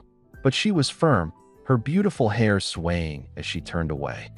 "I'm working right now, and there's nothing for us to talk about." AJ stood his ground, a desperate resolve etched on his face.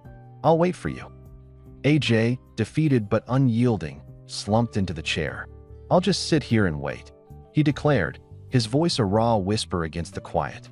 A frigid silence answered him. Then, like a shard of ice, the command tore through the air. "Please leave." The father's new girlfriend spun away, her long, flowing hair swaying with her resolute movement. "I don't know why you came this time," she stated, her voice tight with suppressed anger, "but I won't fall for it again. You wouldn't even listen to me back then, so why should I listen to your explanation now? Just go." Her electric blue eyes, usually so kind, blazed with hurt and betrayal as she finally faced him. "Because I don't want to see you anymore," she choked out, every word a hammer blow. The soft thud of her retreating footsteps echoed in the vast emptiness, leaving AJ utterly shattered. He stood, his shoulders slumping, a profound regret washing over him. His raspberry eyes squeezed shut, a single, raw apology escaping his lips. "I'm sorry." AJ walks out of the building and slides into the passenger seat of the waiting red car, letting out a heavy, exhausted sigh. His blonde friend, Xiao, glances over from the driver's seat. "So, I got kicked out," AJ admits, his face flushed and looking utterly drained. Xiao lets out a small laugh, unable to resist an "I told you so." His expression turns serious as he asks if everything at least went according to plan. AJ confirms it did. "Go home," Xiao instructs, detailing the next step. A careful alibi involving a lost phone. AJ listens, his resolve hardening despite his obvious doubt. Inside the quiet cafe, the female lead notices AJ's phone resting on the table, forgotten. A brief moment of worry crosses her face. His ride is already gone. Suddenly, the screen lights up with a call from Xiao. She tentatively answers, her breath catching as AJ's voice, low and intimate, comes through the line instead. He explains the situation, asking her to keep the phone for him until tomorrow. A warmth spreads through her as she agrees, the unspoken connection hanging in the air long after she ends the call. A soft sigh escapes her lips as she lingers in the quiet aftermath of their conversation. Her gaze falls upon AJ's phone left on the table. When she picks it up, the screen illuminates, revealing his wallpaper, an old, cherished photo of the two of them. A deep blush warms her cheeks as she realizes he still keeps that memory so close. The image sends a jolt through her heart, a quiet confirmation of the bond they share, making the air feel thick with unspoken emotion and a dangerous, blossoming hope. A sharp slap lands on the back of AJ's head. His friend, Xiao, glares at him, demanding to know if AJ thinks this is some kind of romance drama. He reminds AJ of the stakes, his voice filled with frustration. AJ can only lower his head and apologize. Later, after his friend falls asleep, AJ quietly whispers his thanks into the dark. Across town, the female lead lies awake, unable to quiet her mind. She keeps thinking about AJ. His phone rests on the pillow beside her, a silent temptation. Her hand hovers over it, debating if a small peek would hurt. Giving in to temptation, her finger taps open AJ's phone. Her eyes land on his social media profile, where a picture of a familiar teddy bear sits under the caption, "Miss you." A memory flashes in her mind. AJ at the arcade, winning that very prize for her. Heat rushes to her cheeks as she quickly sets the phone down, telling herself she can't go soft. But her resolve crumbles. She picks it back up, pulling it close, its soft glow illuminating her face as she stares at his heartfelt message. A hand grips the bedding tightly as she tosses and turns. Her eyes flutter open, and a shadow looms over her. It's AJ, his gaze sharp and intense. "You," she whispers, her heart skipping a beat. Before she can react, a soft warmth travels along her skin, sending a shiver through her. Her mind scrambles, trying to understand what's happening. But a flush creeps up her cheeks as she feels an honest response from her body, an undeniable pull she can no longer control. The chemistry between them is overwhelming. A stark declaration hangs in the air, 1 year. That is the time limit. Her eyes snap open with a jolt, her breath catching in her throat. The haze of sleep vanishes instantly, replaced by the sharp reality of AJ's promise. His words echo in her mind, a vow of freedom within 12 months. The clock is ticking now, each beat of her heart counting down to a future she barely dares to imagine. The weight of his plan settles over her, a mix of fear and a desperate, burning hope. She bolts upright in bed, the remnants of sleep clinging to her. A soft, uncertain sigh escapes her lips. The memory of AJ's promise, 1 year to freedom, feels so vivid, yet so unreal in the quiet morning light. A blush warms her cheeks as a troubling thought takes hold. Has she been thinking about him so much that she's now dreaming of him making such bold declarations? The line between reality and desire blurs, leaving her heart to beat a frantic, uncertain rhythm against her ribs. A silent debate rages within her. One part of her wants to pull back, to stop this dangerous game, but another voice reminds her of the loneliness that would follow. As night settles over the city, the bell on the cafe door chimes softly. It's AJ. His sudden appearance makes her breath catch in her throat. He says her name, his voice low as he begins to apologize about the phone. A flush of heat spreads across her skin. She clutches her apron, commanding herself to stay calm and not to think about what happened last night. AJ's expression falls as she sets his phone on the table without a single glance his way. She tells him it should be fine now, her tone all business. Just as she turns to leave, he calls out, "Wait," and orders a milk tea, creating an excuse to keep her near. Retreating behind the counter, she feels her heartbeat finally steady, but her relief is short-lived. She watches another staff member approach AJ, asking if he has a partner. A warm, unwavering smile touches AJ's lips as his gaze drifts pointedly in her direction. "Sorry," he replies, his voice carrying across the space. "I already like someone." The words, clearly meant for her, hang in the air as she places his drink before him. Her hand trembles, causing the milk tea to slosh dangerously. As the glass slips from her grasp, AJ's hand shoots out, closing over hers to steady it. The sudden warmth of his touch sends a jolt through her entire body. "You almost dropped it," he remarks, a knowing smile playing on his lips as a bit of tea spills. He quickly apologizes for not paying attention and excuses himself to wash his hand. Watching him walk away, her cheeks flush a deep crimson. She wishes she could just forget everything, but his presence makes it impossible. A man's voice cuts through the air, and her expression immediately turns to ice as an old acquaintance approaches. He apologizes for a past incident, insisting he's searched for her. When he grabs her hand, pleading for another chance, she coldly tells him to let go. Suddenly, another hand intercepts his, gripping his wrist with surprising force. AJ stands before them, his voice dangerously low as he asks if the man couldn't see how uncomfortable she was. Challenged, the man scoffs, demanding to know who AJ is, but AJ only meets his glare with a confident smirk. The confrontation ends, but the tension lingers, leaving her reeling. A dizzying haze fills her vision as she presses a hand to her aching head, overwhelmed by the stress. Later, behind the counter, her co-worker voices her concern. She looks away, her expression pained as she admits that both men only bring back terrible memories for her. Turning her back, she clenches her fist, quietly wishing she could erase the past and had never met either of them. A long, weary sigh escapes her lips, heavy with regret. Overwhelmed, she asks to leave work early. Her co-worker quickly agrees, urging her to go handle things. Stepping into the night air, she walks quickly, but a man named Max follows, calling her name. She finally stops, her patience worn thin. "That's enough," she says, her voice strained as she reminds him they broke up long ago. Her gaze then drifts past him, landing on AJ, who watches from a distance. The air instantly thickens. Turning back to Max, she commands him to leave and never bother her again before walking away.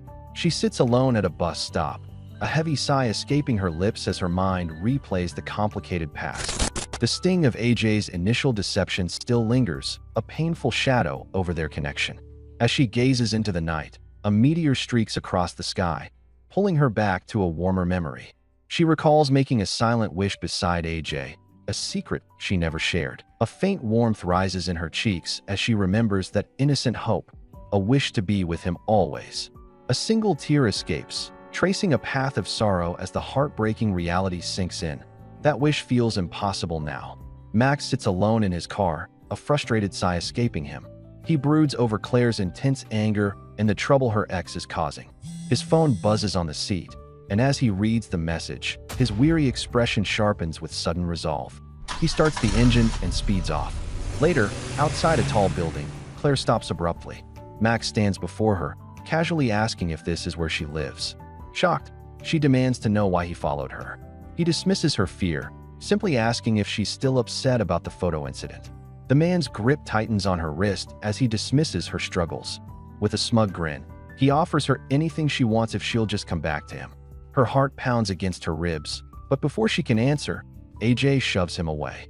His eyes burn with a cold fury as he steps between them, asking if the man is deaf. He gently turns to her, his voice softening as he checks if she is all right. Her terrified gasp cuts through the air. "AJ, watch out," she screams. A fist connects with a heavy impact, and AJ stumbles back, clutching his jaw. The man sneers, a cruel lesson on his lips about meddling in other people's business. Ignoring him, AJ turns to Claire, his voice firm as he urges her to go to her room. Her worry is a palpable heat between them, but she obeys his urgent command and retreats. Once she is safe, the man lunges, grabbing AJ's collar and demanding they settle this. But AJ's demeanor shifts, his eyes burning with a cold fury. In a blur of motion, he delivers a sharp headbutt, the impact silencing the man's challenge. With a jarring thud, the man slams his forehead into AJ's, sending him stumbling backward. AJ collapses onto the pavement, vision swimming from the impact. The man looms over him, annoyed by his resilience and ordering him to get back on his feet. He snarls that he hasn't even thrown a real punch yet. Desperate, AJ reaches out, grabbing the man's pant leg. "Wait, let's talk it out," he gasps. As the man raises a fist to finish it, AJ shouts his final gambit. "If I get hurt, my dad will make you pay." A memory of a tender moment surfaces. AJ leans close to Claire, her face inches from his. He whispers an unfinished question. "So we," the words hanging between them, charged with unspoken feelings. Reality crashes back in with a jarring impact. His attacker slams him to the ground, his head hitting the pavement hard. The world goes blurry. He lies still on the cold asphalt as the man walks away, leaving him defeated under the night sky. The scene shifts to the sterile lights of a hospital, where the father's voice cuts in, formally apologizing on behalf of his nephew. A tense apology unfolds on the hospital steps. The man who struck him mutters his regrets under pressure. AJ bows his head, offering a hollow apology of his own, but a hidden, crimson light betrays the sincerity in his eyes.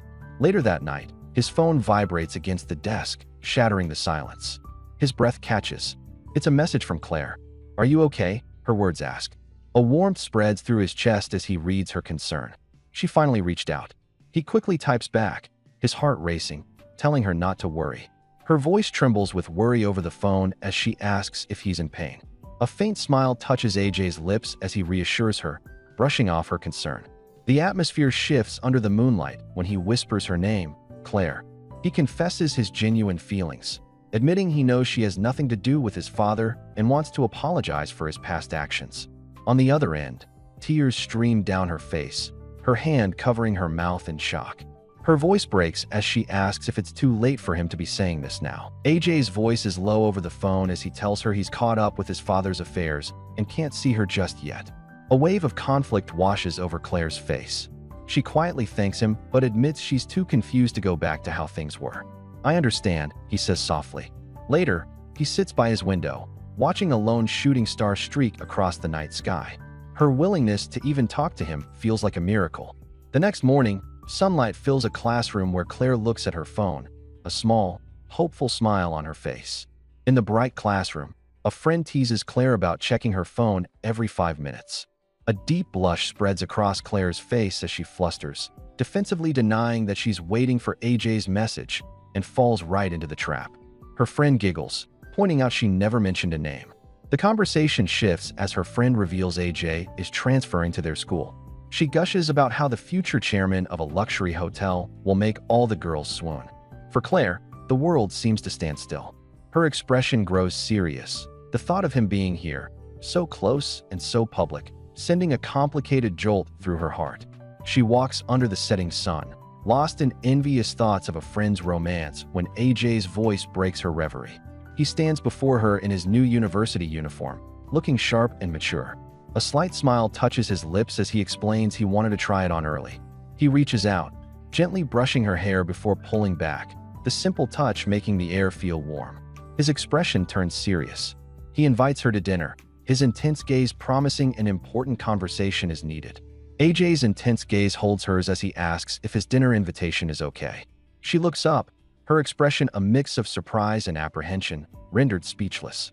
Later, they sit across from each other in a lavish restaurant, completely empty. Overwhelmed by the expensive meal before her, she notes how quiet the place is. AJ calmly explains he booked the entire restaurant just for their privacy. His expression softens as he reminds her of the last time she waited for him, promising, "This time, it's my turn to take care of you." AJ leans over her plate, carefully cutting the food for her. She takes a tentative bite, and her eyes light up in surprise. It's delicious. He watches her eat, a fond smile on his face, before his expression grows serious. He explains that he's leaving for a month-long internship in Singapore tomorrow. His gaze lowers as he asks if he can call her once he arrives. "If I can't see you or talk to you," he confesses, his voice laced with longing, "I won't be able to focus." Heat rushes to her face, her pulse quickening at his raw vulnerability. A blush warms her cheeks as she hesitantly agrees, cautioning that her exams will keep her busy. AJ's expression softens into a genuine, warm smile. "Thank you, cutie," he says softly. His hand lifts, hovering near her for a heart-stopping moment before he pulls it back. She watches the gesture, realizing he's deliberately holding back to make her comfortable. The sky transitions from a fiery sunset to a bright new day. Now dressed in a sharp suit, AJ stands beside his luggage, ready for his trip. He adjusts his tie. His final thought before departing is that he needs to send her a message. AJ's fingers fly across his phone screen as he sends a message. A small smile touches his lips as he types his thanks to a friend for helping him stay in contact with Claire, offering to bring back a gift from Singapore. 10 days later, the warmth of the sun does little to lift Claire's spirits. She sits on a park bench, letting out a weary sigh as she stares at her phone. AJ hasn't messaged me, she thinks, trying to convince herself he's just busy. A shadow falls over her, and a polished dress shoe steps into view. The father's voice, smooth and questioning, breaks the silence. "What are you doing?" staring at your phone. Startled, she looks up, her heart skipping a beat. "Nothing," she replies quickly, a nervous smile fixed on her face. A man with a kind smile asks if he can sit with Claire, and she agrees. He settles on the bench, casually mentioning he thought she was chatting with her boyfriend. Just as Claire quietly denies it, her phone rings. AJ's name illuminates the screen. Excusing herself abruptly, she walks away to answer, her heart racing. His voice is a desperate warmth against her ear. "Claire, I miss you so much." A blush floods her cheeks as she whispers, "Me too." The call is a wave of relief, washing away the anxious thoughts she'd clung to. The weeks apart only make her miss him more. Claire worries over photos he sends, noticing the dark circles under his eyes. Their video calls are a sweet torment, a brief connection that leaves her yearning. With each passing day, the urge to see him grows stronger. 29 days later, her arms are full of shopping bags as she happily plans a meal for his return tomorrow. A voice cuts through her thoughts. "Need help carrying those?" Her heart stops. It's AJ, standing by a sleek red car, still dressed in his suit. The bags slip from her grasp, scattering at her feet. He explains he rushed back the moment his work ended, not even stopping to change, and offers to carry her things. His fingers brush against hers as he takes the shopping bags, and she murmurs a quiet, "Ah, thanks." Once inside, the groceries are completely forgotten, spilling across the wooden floor. In an instant, AJ closes the distance, pressing her against the wall. His embrace is firm, pulling her in until there is no space left between them. She rises onto her toes, melting into him. The long, agonizing wait dissolves into a single, desperate kiss, a silent confirmation of all the words their phone calls could never truly capture. AJ pulls her closer, their lips meeting in a deep, passionate kiss. He pulls back just enough to look at her, a knowing smirk playing on his lips as he loosens his tie. "It's hot, isn't it?" he murmurs. Her cheeks flush, her bright eyes wide as she looks at him, speechless for a moment before softly agreeing. Her own hands move to his tie, her touch hesitant but firm. Seeing his chance, AJ leans in closer, his voice dropping to a whisper as he suggests they continue somewhere more private. The atmosphere swirls around them as she catches her breath, her cheeks flushed. She starts to ask AJ why he's still holding back, but stops herself, murmuring that it's nothing. His shirt now open, AJ simply tells her not to worry. He gently reminds her that waiting only makes the anticipation grow. Gathering her courage, she looks at him with newfound resolve. Then, she whispers, suggesting they share this moment. A wave of heat rushes through AJ. He tells her she's amazing, admitting it's becoming impossible to keep his distance. AJ's eyes fly open in a flash of panic, his mind racing after an accidental touch. He pulls back immediately, flustered and stammering an apology, insisting he didn't mean to be so forward. Looking up at him, she simply gazes back, her expression soft and unafraid. She gives him quiet permission, her voice a low murmur as she tells him it's all right. His heart hammers against his ribs. The world outside dissolves as the golden afternoon sky melts into the deep blue of night. Later, a plate of steak is set gently on the table. In her kitchen, she smooths her apron, her heart fluttering with anticipation. She practiced this meal just for AJ, hoping he'll like it. Her cheeks flush as she thinks about him staying the night. A knock at the door announces his arrival. AJ steps inside, his eyes landing on the perfectly cooked steak. He suggests they eat together, but she explains she's already had dinner. A playful smile plays on his lips. Since there's only one chair, he says, pulling her close. Why don't you sit with me? Sitting together in the soft light, AJ turns the conversation towards her future. He asks Claire, an English major, if she's found an internship yet. She admits she hasn't, but was thinking of looking down south. A slow, knowing smile spreads across AJ's face. He offers a stunning alternative, intern at the Golda Grand Hotel. At his company, her eyes widen in shock as an image of the magnificent, glittering hotel fills her mind. It's the most luxurious, sought-after internship imaginable. AJ watches her process the impossible offer, his gaze unwavering. So, AJ holds her from behind, their bodies pressed together in the quiet intimacy of the room. A faint blush colors her cheeks as she gazes upwards, her expression a mix of hope and vulnerability. I'm still not sure, she says softly, her voice barely a whisper. You just came back. The questions spill out, revealing the deep-seated insecurity in her heart. She asks if he's here because he loves her, or if his return is driven by guilt. Her voice trembles on the last possibility, wondering if it's just pity. AJ's intense gaze softens with regret as he leans over her, his voice a low whisper. He apologizes for everything, taking full responsibility for his past actions and offering to accept any consequence she sees fit.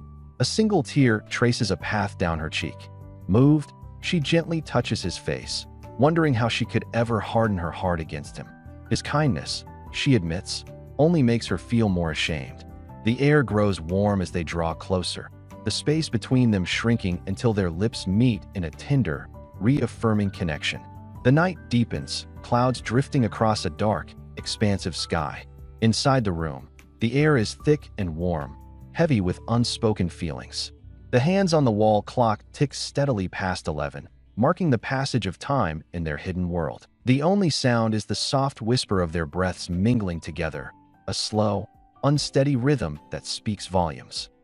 The day is bright as they settle into a movie theater, finding themselves completely alone in a sea of empty red seats. Claire looks around in disbelief, whispering, "There's no one in the theater." AJ offers a casual excuse about the movie's runtime, hiding the fact that he rented the entire place just for them. Her face illuminates with pure joy as she calls them super lucky. A soft, knowing smile spreads across AJ's face as he watches her delight, a warmth blossoming inside him. A memory flashes, a man in a hospital bed telling AJ that he knows his feelings for Claire are real, unlike any he's had before. Back in the theater, Claire laughs at a scene on screen, her delight filling the empty space. AJ isn't watching the movie. His intense gaze is fixed entirely on her. He softly says her name, Claire. She turns, her laughter softening into surprise as her bright eyes lock with his. The air crackles with unspoken feelings as he leans in, closing the distance between them. The world dissolves into a warm, blossoming haze. It's the first day of school. AJ applies cologne and adjusts his tie, a confident smirk playing on his lips as he thinks about finally meeting his cutie at university. On the bustling campus, he checks his phone, remembering Claire said she was around here. A passing student blushes, captivated by his looks. He finally spots her and calls out her name. "Your hair's grown long," he observes as they walk. She shyly replies she didn't know how to style it. Unseen, a man in a suit watches them, his shoe tapping the pavement. A young man in glasses approaches, calling out to her, "Claire." She turns, a hint of surprise on her face. Before she can respond, AJ intercepts with a bright smile, cheerfully noting they can finally attend class together. The man points out that AJ is already late, but he just shrugs, admitting he came to find her first. The atmosphere shifts when the man recognizes him. "You're her ex-boyfriend, right?" he asks. The warmth drains from AJ's expression. He confirms it, then steps closer, his voice low and sharp. The man's voice is laced with disbelief as he looks directly at Claire, asking if she's really gotten back together with AJ. A cold shadow passes over AJ's face. His gaze drops, becoming sharp and possessive, a silent warning that hangs in the heavy air. The temperature in the room seems to rise, the space between them shrinking until it's filled with unspoken tension. He doesn't need to speak. His intense stare stakes his claim, leaving her caught in the silent, heated confrontation between them. Claire stands frozen, her mind racing with questions about her relationship with AJ. The moments of bliss they share are undeniable, but the complication beneath it all lingers. She wonders if his attitude is truly from the heart or just a passing impulse. She admits to the man beside her that she isn't even sure herself. His expression grows serious. He reminds her of the pain AJ caused, of the days he saw her secretly crying. His eyes narrow behind his glasses as he speaks, the memory of his own sister, who was mistreated, fueling his concern. The man's voice is low and urgent. He begs her to reconsider before getting involved with AJ again. His words a desperate plea to protect her heart. A soft, almost wistful smile touches her lips, and she thanks him for his concern. But his words linger, twisting into a blush of guilt that warms her cheeks. She decides to find another internship, needing a plan that doesn't rely solely on AJ's offer. The air grows heavy with her silent conflict as her friend places his hands on the table and rises to leave. As her friend departs, she is stopped in her tracks by an unexpected figure. Her eyes widen in surprise. It's AJ, standing directly in her path. She asks what he's doing here. He gives a soft smile, explaining he found his way to her. Leaning in, his voice drops as he asks for a private moment. Before she can answer, he suddenly takes her arm, pulling her away from her friend. With a firm hand on her waist, AJ dismisses the other man, stating that he and Claire have something to handle together. AJ's gaze is intense as he stands before her. He decides he can't wait any longer, telling her he wants to start over. His voice is earnest as he asks her to be his girlfriend again. The world around her softens into a pink haze as she processes his words. She bites her lip, her heart pounding in her chest.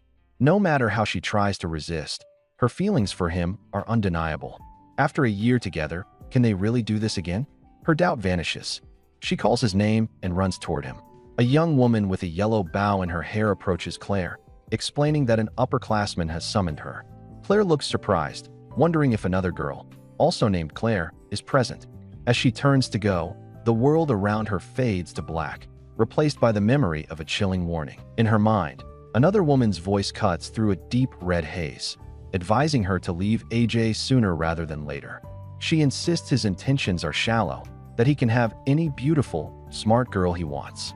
I've already warned you, the memory echoes. The chilling warning echoes in her mind, and her eyes flutter closed. A nervous heat rises to her cheeks. She tries to speak, but the words catch in her throat as her lips tremble. She whispers, her voice filled with hesitation. Overwhelmed by a storm of doubt and feeling, she struggles to find an answer. Her surroundings begin to dissolve, the textured darkness of her reality fading into an empty, blinding white as she stands frozen, caught between her heart and the fear that has taken root within it. The air grows thick with tension as she lowers her gaze, her eyes clouded with sorrow. She whispers an apology, her voice trembling as she admits she isn't ready. The public rejection hangs in the air, and without another look, she turns and flees. Panic flashes across AJ's face. "Claire, wait!" he yells, his voice sharp with desperation as he immediately sprints after her. From a distance, another figure watches the entire scene unfold, his expression hardening with an unreadable intensity as AJ gives chase down the path. A smiling girl appears, cheerfully asking if she interrupted them, shattering the tense atmosphere. Moments later, on an empty stone pathway, AJ finally catches up to Claire. His face is a mask of desperation as he reaches for her. "Let me be alone for a while," she insists, her gaze avoiding his. He opens his mouth to protest, but her soft plea for quiet time to think cuts him short. Defeated, AJ can only stand frozen, watching her turn her back and walk away, the sound of her footsteps widening the chasm between them. Under the bright sun, she sits alone on a park bench, a heavy sigh escaping her lips. She inwardly scolds herself, thinking a single memory has ruined everything. Her thoughts drift to the girl who interrupted them, Jenny, and the realization that she came to study with AJ. Her hand clenches the bench as she tries to convince herself they're just good friends, but the doubt lingers. A painful awareness washes over her. She's known from the beginning. Jenny probably has feelings for AJ, too. The sharp click of a camera shutter shatters her thoughts. Her eyes snap open, and she spins around to see a man with glasses lowering his phone. He smiles, apologizing for taking a picture because she looked so pretty. As he starts to ask if she minds, her voice cuts through the air, sharp and panicked. Delete it. She shoots to her feet, her composure crumbling as she pleads, please. The startled man quickly backpedals, assuring her that he's deleted the image and offering another apology for his intrusion. A wave of dizziness washes over her as she collapses onto the rain-slicked pavement, her body trembling. Her mind flashes back to a seemingly innocent moment. A classmate, Max, had asked her to turn around, snapping a picture. When she confronted him, he just smiled and said she looked cute. The memory sours, shifting to the classroom where she demanded answers. He admitted he edited the photo for fun and sent it to one friend, never expecting it to spread. Now, she stands defeated in the student affairs office, listening as her scholarship is revoked due to the malicious rumors. Cruel words echo in her mind. A woman's voice calls her an embarrassment, just like her father. The memory is followed by a cascade of whispers from old classmates, their taunts and judgments swirling around her. The weight is too much, and she collapses to the ground, clutching her stomach as a pained gasp escapes her lips. Later, as night falls, AJ sits by a window, tapping a message on his phone. He asks if she's busy, wanting to see her. She deflects, suggesting they talk tomorrow. He quickly apologizes for his eagerness, signing off with a gentle goodnight. In her room, she holds her phone, leaving AJ's message unanswered. He sits on his bed, staring at the screen with a frustrated sigh. She didn't even read it. He knows earning her trust again won't be easy. A flicker of doubt crosses his face before it hardens into raw determination. His eyes gleam with intensity. He'll just have to work even harder. The next day at school, a girl confronts her friend, who is dressed down in a mask and hat. "What's with you?" she demands, asking why her friend is suddenly acting like a freshman again. The friend asks if she's feeling sick, but Claire dismisses the concern. The truth soon tumbles out. Yesterday's incident brought back painful memories of fake, edited photos from her past. A wave of anxiety washes over her as she wonders what AJ would think. Would he find her shameful? Her friend pulls her into a warm embrace, promising that AJ would never believe such lies. "He's completely head over heels for you," she says with a gentle smile. Elsewhere, AJ abruptly stands, turning down a classmate's lunch offer. He has to find Claire, his gaze smoldering with unwavering focus. A voice suddenly cuts through the air. "AJ," Claire calls out, her voice tight with a mix of anxiety and resolve. She bites down hard on her lip, a sudden warmth flooding her cheeks as her heart hammers against her ribs. In that split second, all her swirling doubts vanish, replaced by a single, urgent need to reach him. Pushing through her fear, she raises her voice, clear and determined. "Wait a second," she exclaims, refusing to let the moment slip away. She has to face him now. "Wait a second." A classmate stops AJ in the empty hall, demanding to know why he's still seeing Claire. She presses him, asking what he could possibly like about her. For a moment, AJ's mind drifts to a memory, a quiet moment beside her, a feeling he didn't understand back then. It was a simple desire just to stay with her. A faint, knowing smile touches his lips as he faces the classmate. "I understand now," he says, his voice steady. "I really like her." He turns and walks away, leaving her frozen in silence. The classmate's eyes narrow in disbelief. That can't be it, she thinks, her mind racing. The truth, to her, lies in a sun-drenched memory from childhood. A shy little girl, Jenny, peeks from behind her mother as a young AJ approaches with a kind, open smile. He introduces himself, his voice gentle. For her, it was an instant connection, love at first sight. In her mind, everyone knows how perfect they are for each other. She clings to the belief that they are the ones who are meant to be together. A golden memory of her laughing with AJ burns away, replaced by an image of Claire. If that woman hadn't interfered, the classmate thinks, her mind racing, we should already be together. Disgust twists her features. To her, Claire is just a schemer who took money from the father and is now going after the son. She once thought AJ would eventually get tired of this game, but now she realizes she can no longer just stand by and watch. Her eyes narrow into a cold, determined glare, her resolve hardening like steel. The classmate's eyes scan the bustling cafeteria, searching for AJ. She spots him, but he's not alone. He's sitting with another girl named Claire. The sight sends a jolt through her, the ambient noise fading into a dull hum as her focus narrows on them. A slow, almost predatory smile forms on her lips as a plan crystallizes in her mind. With newfound purpose, she approaches their table, her presence casting a sudden chill. "Excuse me," she says, her voice steady and directed at Claire. "I wanted to have a word with you, senior." A warm memory flickers to life. The hopeful classmate looks up at AJ, her heart fluttering as she asks if he could help her out. But the image fades back to the present, where AJ sits across from Claire. She fidgets, explaining she didn't reply to his message because she was moving. She felt it was better that way since a man named Max kept following her, making her feel unsafe. AJ's expression darkens, a protective chill entering his eyes. He leans forward, his voice low and firm, asking Claire to tell him everything the guy did. Claire hesitates, a shadow of past hurt clouding her thoughts.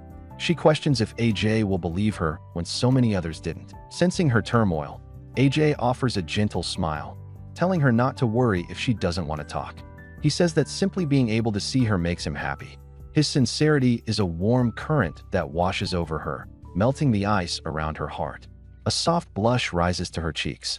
Looking into his kind eyes, she makes a decision. She tells him everything, and he listens quietly, seriously, giving her his full attention. A wave of anger radiates from AJ as Claire finishes her story. Under the table, his fist clenches tight. She apologizes for the heavy topic, but his eyes burn with a dark, protective fire. He thanks her for trusting him, his mind seething that the man responsible wouldn't have gotten away so lightly if he'd known sooner. The intensity makes her call his name uncertainly. He softens instantly. When she asks if he believes her, his "of course" is immediate. A warm blush blooms on her cheeks as she thanks him, her heart fluttering. He stands, suddenly needing to leave for something urgent, asking for her new building's name before he goes. A protective fury simmers in AJ as he stares at the rundown building. He can't fathom her living in such an unsafe place, completely exposed with no cameras or security. His dark irritation is almost a physical presence. When the landlady cheerfully asks if he's there to look at rooms, his gaze remains intense. After a brief pause, his solution is swift and absolute. He'll take them all. The woman freezes, her smile vanishing as she stares in utter disbelief, stammering to ask if he truly means every single one. Claire's eyes widen as she processes his offer. "All of them?" she asks, her hand covering her mouth in disbelief. She questions if he's truly serious about covering the entire cost. AJ's expression remains completely calm and steady. He confirms his offer is genuine, explaining he can pay in cash or transfer. A moment of silence hangs between them. Then, he looks at her intently. "But I have one request." The scene shifts, and the warm glow of the setting sun washes over the city, settling upon the building. The door to Claire's apartment swings open. She steps inside and freezes, her eyes wide with disbelief. This," she whispers, staring at the room. It's completely transformed with luxurious furniture, a sleek new bed, and a large TV. Everything is brand new. Utterly dumbfounded, she calls her landlady, who offers a flustered story about winning the lottery and redecorating all the rooms. Claire ends the call, still processing the unbelievable news. Sinking into the soft bed, she suddenly remembers her evening plans. AJ is coming to pick her up soon. With their date approaching, she stares into her closet, anxious about what to wear. She worries her choice might look tacky. Later, she greets AJ, who has just arrived. As they walk together, her self-consciousness grows with every silent step. "Do I look weird dressed like this today?" she finally asks, her voice timid. AJ stops and turns to her, his expression softening. "No, not at all," he replies. A gentle smile touches his lips as a faint blush warms his cheeks. "Cutie," he says, his voice low and sincere. "You look adorable no matter what." The sky melts from a warm sunset into a deep, star-filled night.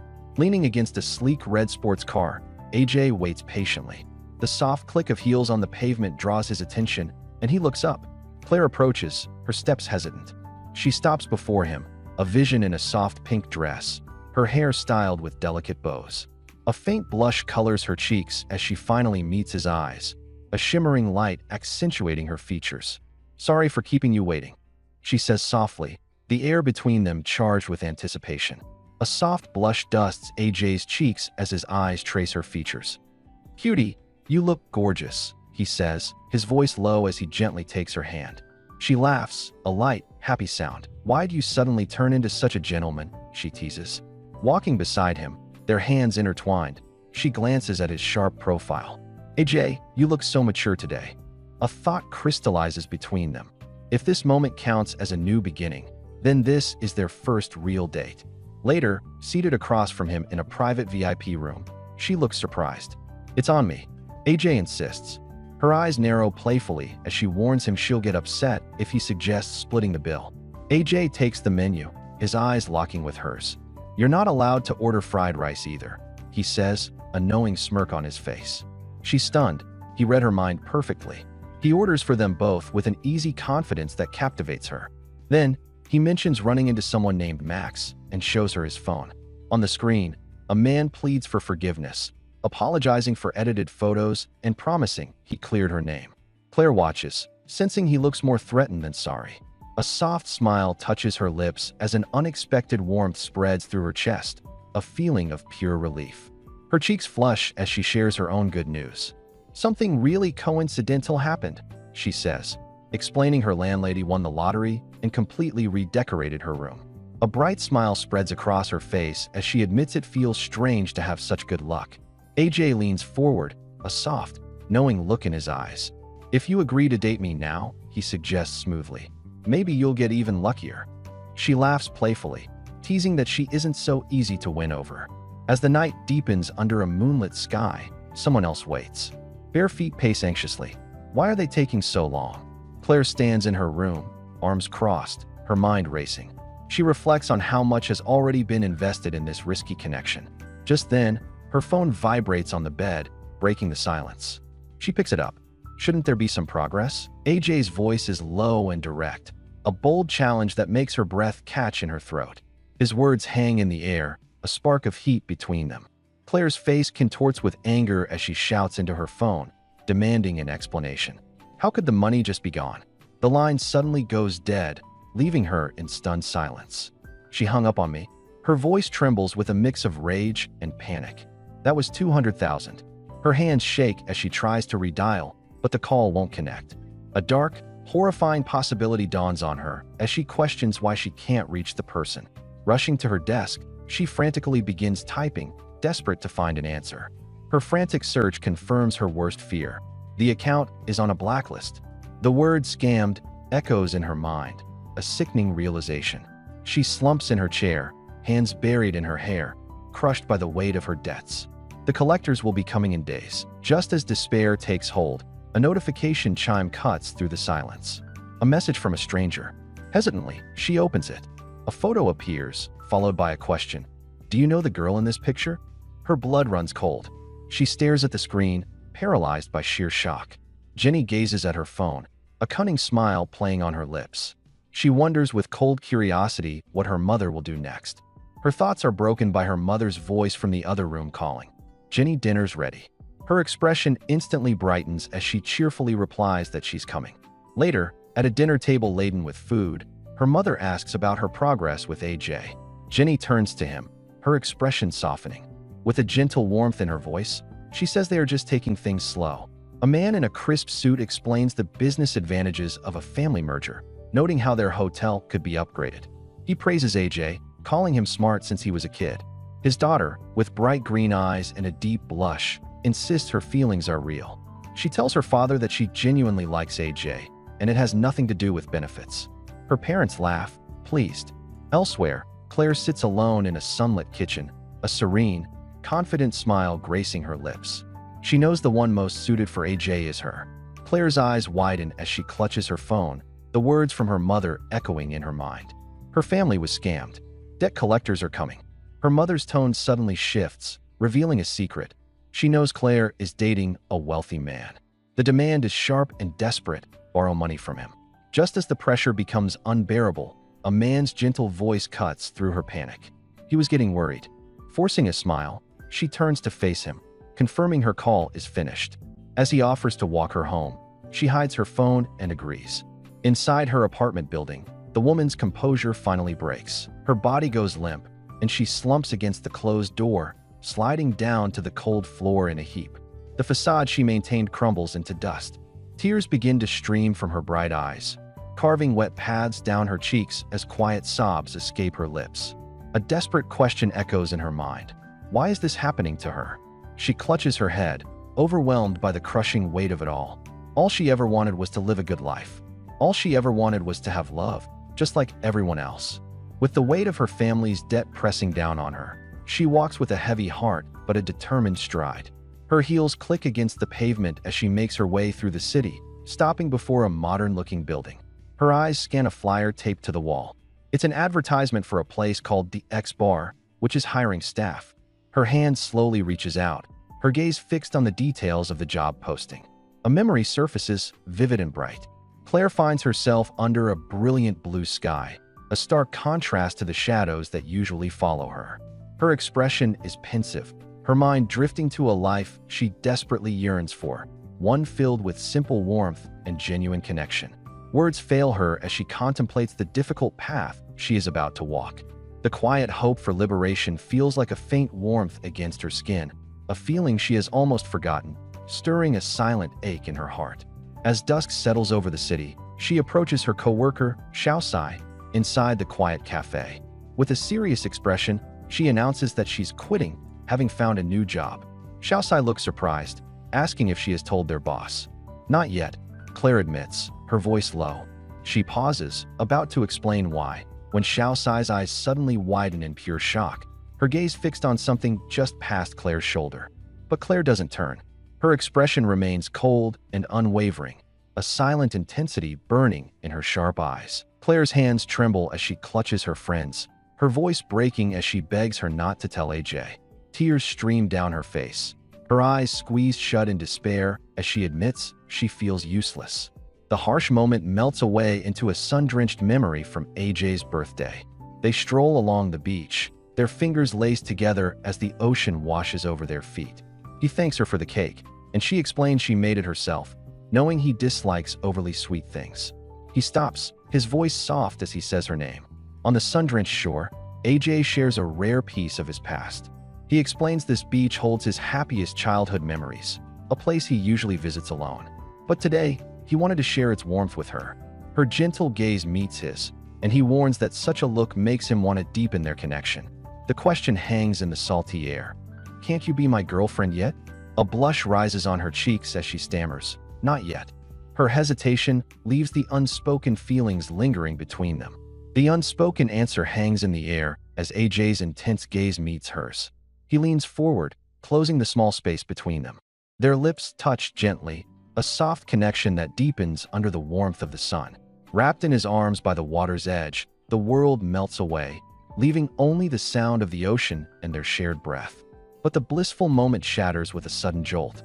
The sun-drenched beach dissolves, and the endless blue sky is replaced by the stark, sterile ceiling of a modern room, pulling them back to reality. The memory of the beach dissolves, replaced by a reality just as intoxicating. AJ pulls her close, their gentle kiss deepening into something raw and passionate. Her eyes flutter closed, a soft blush spreading across her cheeks. The world blurs into a haze of sensation until she gasps his name, her voice trembling.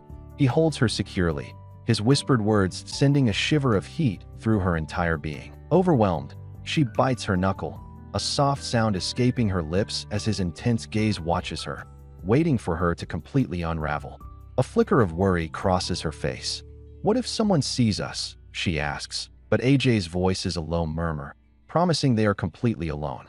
His intense gaze meets hers as he whispers a dangerous promise, a challenge hanging in the heated air between them. Before she can process his words, the world tilts. A surprised gasp escapes her as the atmosphere shifts in a dizzying instant. Flushed and breathless, she looks up at him, his name a question on her lips. A wave of embarrassment and an undeniable warmth floods her senses. A breathless plea escapes her lips as she whispers that this is enough, that she can't take the intensity anymore. Her heart hammers against her ribs, a frantic rhythm of fear and desire. Panic flashes through her as she reminds him they are still outside, completely exposed. Her face flushes, a deep crimson blush coloring her cheeks as she calls his name, her voice trembling. A jolt of realization courses through her. The moment has taken on a life of its own.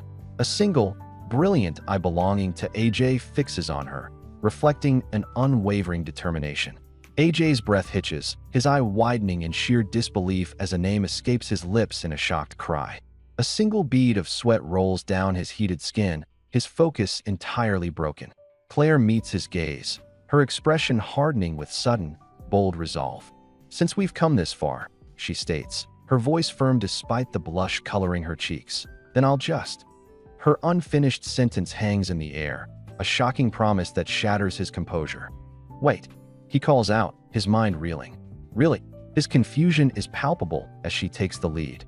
The air grows thick and warm. A deep flush creeps up AJ's neck, his face heating as the intensity peaks.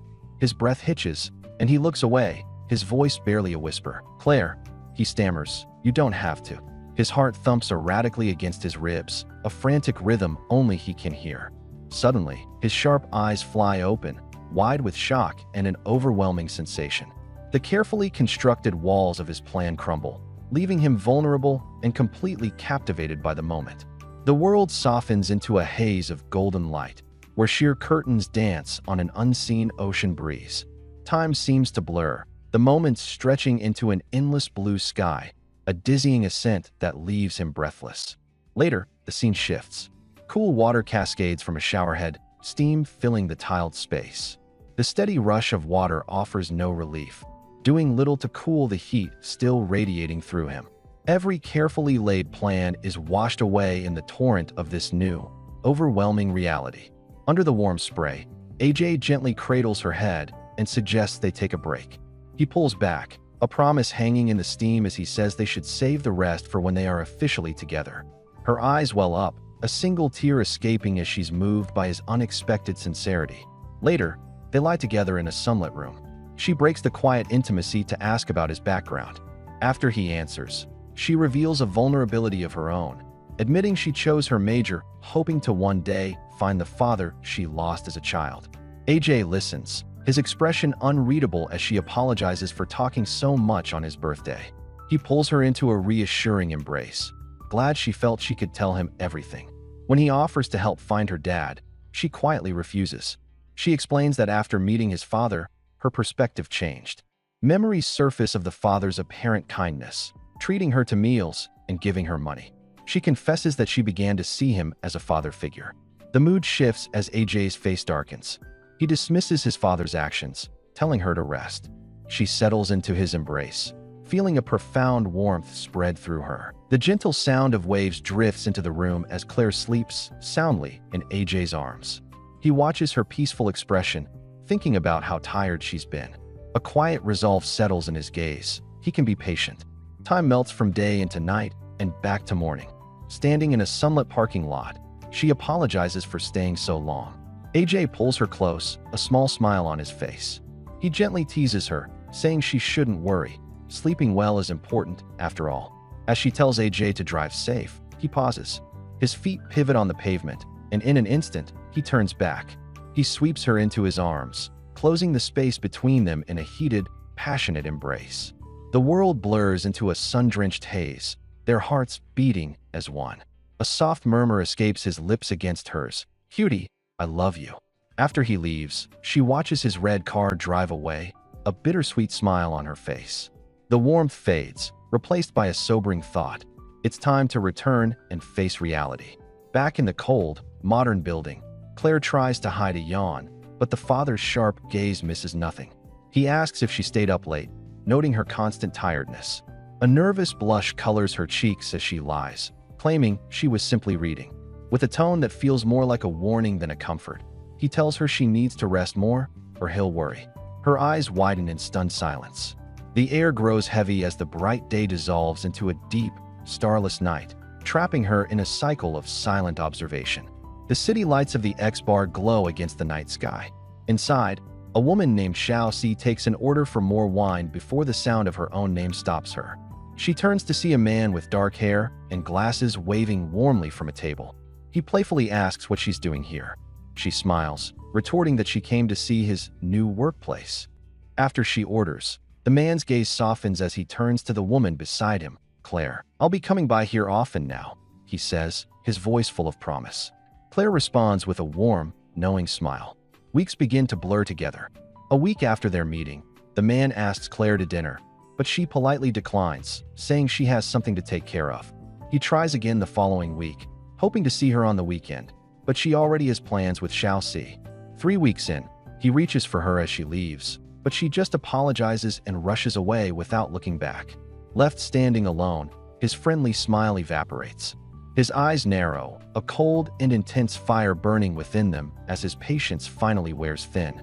Inside the luxurious home gym, AJ runs on the treadmill, his breath coming in steady pants as he worries about Claire still being busy so late. His thoughts are cut short when his phone begins to ring. A warm smile instantly replaces his concern as he sees her name on the screen. He stops the machine and answers, his voice soft. "Are you done with work?" she asks. But his smile falters when her tone shifts. She tells him she wants to find an internship somewhere else, and the simple statement lands with a heavy, unspoken weight. Inside the X-bar, a coworker calls out to Claire. Her coworker tells her that a VIP guest specifically asked for her by name. A wave of confusion washes over Claire's face, but she cautiously agrees and walks toward the private area. As she enters, her breath catches in her throat. Her wide, brilliant eyes lock with a pair of intense, familiar ones. The air grows thick, charged with an unspoken energy. It's AJ, his predatory gaze holding her captive from across the table. "What are you doing here?" Claire's voice trembles. Across the room, AJ lounges on a sofa, his calm completely unnerving as he crosses his arms. "That's what I should be asking you," he counters, his voice dangerously low. His intense, red-hued eyes narrow as he presses her for an explanation. Claire avoids his stare, stammering that she just switched jobs. "Then why didn't you tell me?" he asks, his tone sharp. "Why are you hiding from me?" The accusation hangs heavy in the air. "Are you still keeping something from me?" Her body jolts, shocked by his words. His name escapes her lips, a fragile plea. "AJ." Tears shimmer in Claire's eyes as she delivers the crushing words. She thinks they should take a break for a while. AJ's world seems to stop, his expression frozen in shock.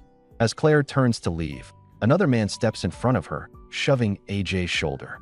"That's enough," he commands, telling him to stop bothering her. AJ bristles, demanding to know what right he has to interfere. The man's gaze narrows, his voice low and pointed as he asks if AJ ever considered the real consequences of their separation. The man's voice cuts through the tension, demanding to know if AJ realizes how much pain he caused. A memory surfaces of Claire, miserable in her room, crying for days. He steps forward, pressing a finger into AJ's chest. He insists that her kindness is the only reason she ever spoke to him again. "If you're still a man," he pleads, his voice low and intense, "then let her go." He delivers the final blow, telling him to find someone better. AJ stands frozen, his eyes wide with shock as the man walks away.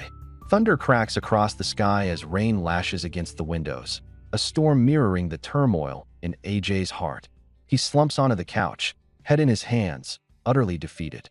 A bitter, self-deprecating laugh escapes his lips. He knows he can't say a word in his own defense. The other man was right about everything. The person truly at fault is him. Leaning back, he lets out a shaky breath, a desperate warmth spreading through his chest as a single, painful thought surfaces. If only she were here right now. A knot of anxiety tightens in Claire's chest. She thinks of AJ, realizing it's been too long since they last spoke. Her calls go unanswered, her worried messages left without a reply. Panic begins to set in. What's going on with him? Suddenly, a frantic pounding shatters the silence at AJ's door. He turns, startled by the noise. "AJ, are you home?" Claire's desperate voice cries out from the other side, pleading for him to open up. A moment passes, and then the lock clicks, the door slowly creaking ajar. Claire rushes through the doorway, her voice tight with panic. "AJ, what happened?" she asks, her hands reaching for him. A single tear traces a path down her cheek as she tries to speak, but the words catch in her throat. AJ's expression darkens, his focus solely on her distress. He pulls her into a sudden, fierce embrace, a silent answer to her fear. As he holds her, the red phone slips from his grasp. It clatters onto the table, the screen shattering into a web of cracks, forgotten in the overwhelming intensity of the moment. The starlit sky casts a quiet glow over the sleek exterior of a local cafe. Inside the brightly lit shop, the atmosphere quickly shifts from routine to tense. Claire stands near the counter, her long blonde hair cascading over a simple uniform. She approaches her dark-haired coworker, Simai, her expression tight with lingering resolve. The casual, every day setting contrasts sharply with the heavy weight of the conversation about to unfold, setting a serious tone as Claire prepares to make a sudden, life-altering change in her direction. Claire breaks the news, her voice steady but quiet as she reveals she will not be returning to work tomorrow. She admits to finding another part-time job, leaving Simai visibly stunned. The co-worker's composure cracks, her eyes widening in disbelief as she asks if their boss knows about this sudden departure.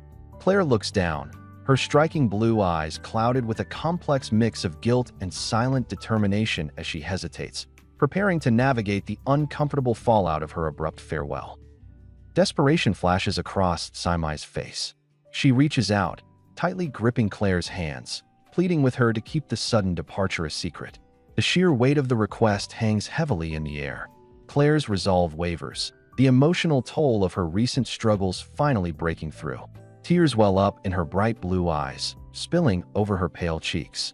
Her voice trembles as she confesses her deeper turmoil, admitting she simply cannot bear to feel pathetic anymore. The somber memory fades, replaced by the blinding, sunlit shores of a pristine beach on a special birthday. The vast blue sky stretches endlessly above as AJ and Claire stroll along the water's edge. They walk barefoot through the wet sand, their hands firmly intertwined. AJ stands tall, his muscular physique on full display, the signature crystal pendant resting against his chest. A quiet warmth softens his sharp features as he genuinely thanks her for the homemade cake, the tension of the past entirely washed away by the ocean breeze. A rare, genuine smile graces AJ's face as he looks out over the crashing waves. He shares cherished childhood memories of visiting this very beach with his father, explaining how it became his sanctuary whenever he felt lost. His dark eyes soften as he confesses he wanted to share this meaningful place with her. He gently apologizes for dragging Claire so far from home, but she gazes up at him with profound affection. Her warm smile reassures him entirely, deepening the undeniable bond forming between them. The gentle atmosphere takes a sudden, breathless turn. AJ stops, his gaze locking onto Claire with an intensity that leaves no room for escape. He boldly tells her how beautiful she looks, openly admitting his desire to kiss her. With the ocean breeze sweeping around them, he quietly asks if they can finally start dating again. Caught completely off guard by his directness, Claire's pale cheeks flush a deep crimson. She stammers, a mix of surprise and lingering hesitation causing her to softly deny him for the moment. Despite her hesitant words, the magnetic pull between them is undeniable. AJ's dark eyes observe every subtle shift in her expression, completely unwavering. He closes the distance, pulling her delicate frame against his broad chest. He leans in, capturing her lips in a deep, lingering kiss. The world around them seems to blur, the crashing waves fading into the background as their connection solidifies. It is a moment of pure, uninterrupted focus, his calculated charm blurring dangerously into genuine, undeniable desire beneath the bright afternoon sun. The sun-drenched shore gives way to the shadowed, secluded intimacy of a private beach cabana.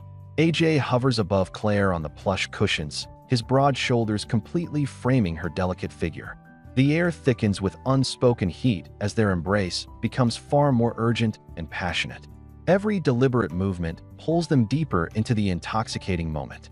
Claire's hands rest gently against him, entirely swept up in the overwhelming tide of his affection as the boundaries between revenge and genuine attraction meld away in the quiet isolation.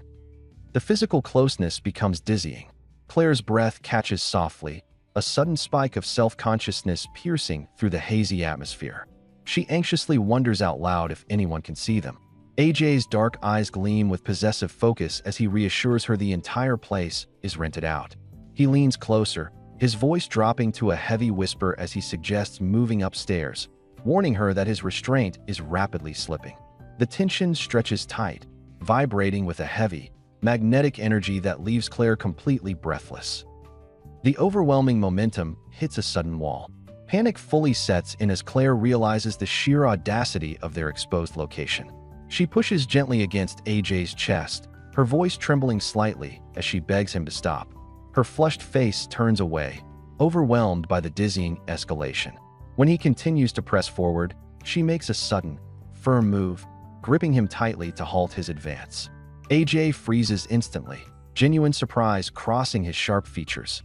He swallows hard, suspended in a moment of breathless anticipation as she takes control. Claire looks down, her bright blue eyes trembling with a mix of anxiety and intense anticipation. A heavy flush spreads across her pale cheeks as she takes in the undeniable physical signs of his desire. The quiet cabana amplifies the frantic beating of her heart. Slowly, she reaches out, her delicate fingers brushing against his chest as she softly confesses her own need to reciprocate the overwhelming feeling. Caught entirely off guard, AJ's breath hitches, his dark eyes widening as he weakly urges her to stop, completely at her mercy. The atmosphere thickens into an intoxicating haze as Claire completely surrenders to the moment. She leans in, closing the distance with a bold, devastating tenderness that shatters the remaining boundaries between them.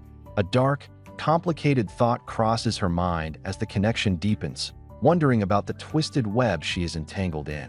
Above her, AJ completely unravels. His head falls back, ragged gasps escaping his lips as a deep flush consumes his sharp features, completely overwhelmed by the intense intimacy of the moment. The overwhelming intensity finally breaks, giving way to the steamy, quiet sanctuary of the shower. The rushing water washes away the lingering tension as AJ gently holds Claire close, his muscular frame shielding her. Despite the heavy heat still radiating between them, he draws a firm line. Looking down into her bright blue eyes, his expression is serious and unwavering. He strictly tells her that they will not cross that ultimate threshold again until they are officially back together, demanding a real commitment before taking the final step. The frantic energy of the afternoon mellows into a quiet, tender evening. Wrapped loosely in the soft bedsheets, Claire rests comfortably against AJ's chest. Curiosity gets the better of her, and she softly asks about his heritage. AJ's dark eyes soften as he reveals the truth about his mixed background, explaining that his relentless pursuit of foreign languages is tied to a deeply personal mission, finding the father he lost to divorce long ago. The vulnerable confession bridges the emotional gap between them, strengthening their fragile bond. The peaceful mood shifts subtly when Claire brings up the chairman, the very man AJ is plotting against. Unaware of the venomous truth, she speaks fondly of the older man, confessing how his financial support and guidance filled a void in her life, making him feel almost like a surrogate father. AJ's jaw tightens imperceptibly. A dark, complicated shadow passes over his gaze as he listens to her praise his own father. He quickly masks his burning resentment with a dismissive smirk, casually joking about the old man's nagging to change the subject. The heavy emotional toll of the day finally catches up with Claire. She nestles deeper into AJ's embrace, murmuring about the comforting warmth before her bright blue eyes flutter shut. AJ remains awake, his intense gaze softening as he watches her sleep soundly against his side. The silence of the room is broken only by her steady breathing. He reaches into his pocket, his fingers brushing against a small, hidden ring. A quiet, calculated resolve settles over him as he decides to save the crucial gift for their next encounter. The golden light of morning bathes the quiet parking lot as they stand beside AJ's sleek red sports car. The reality of their separate lives begins to creep back in. AJ gently brushes a strand of blonde hair from her face, apologizing for not staying the entire morning and teasingly telling her she needs more rest to grow. Claire playfully pouts, her cheeks puffing out in mock offense. The light-hearted banter momentarily chases away the looming shadows, preserving the sweet illusion of a perfect, normal romance. The playful mood melts into a lingering, heavy farewell. AJ pulls her in, capturing her lips in a deep, desperate kiss that speaks volumes of his growing attachment. As they break apart, he gazes into her eyes and softly confesses his love. Claire watches his car disappear down the street, waving with a gentle smile. But the moment he is out of sight, her expression shifts. The warmth drains from her face, replaced by a cold, sobering realization as the crushing weight of her reality finally sets in. The vibrant energy of a high-end bar serves as the backdrop for Claire's new reality. Exhaustion is evident as she stifles a heavy yawn, her late nights taking a visible toll. Simai chats with her, unaware of the approaching figure. Suddenly, AJ appears, effortlessly slipping into the role of a charming patron. Dressed sharply in a white shirt and tie, he flashes a disarming smile, casually asking if he can become a regular at her new workplace. Claire smiles softly, granting him permission to infiltrate this new corner of her life. But the fragile connection begins to splinter. Days turn into weeks, and a frustrating pattern emerges. Every time AJ reaches out for a date, Claire slips through his fingers with rehearsed apologies. Work, friends, sudden plans. The final rejection leaves him standing alone in the bright city plaza, her retreating figure shrinking in the distance. The charming facade shatters. AJ's eyes darken into a piercing, crimson glare, his jaw clenching as a dangerous, possessive rage simmers beneath the surface, furious at his sudden loss of control over his perfect revenge. The harsh reality of Claire's secret life is laid bare outside a sleek hotel. A stern woman hands her a meager envelope of cash, coldly reminding her that as a student, she only receives a small monthly allowance. The woman dismissively warns her never to be late again. Claire stands in silence, her head bowed in submission.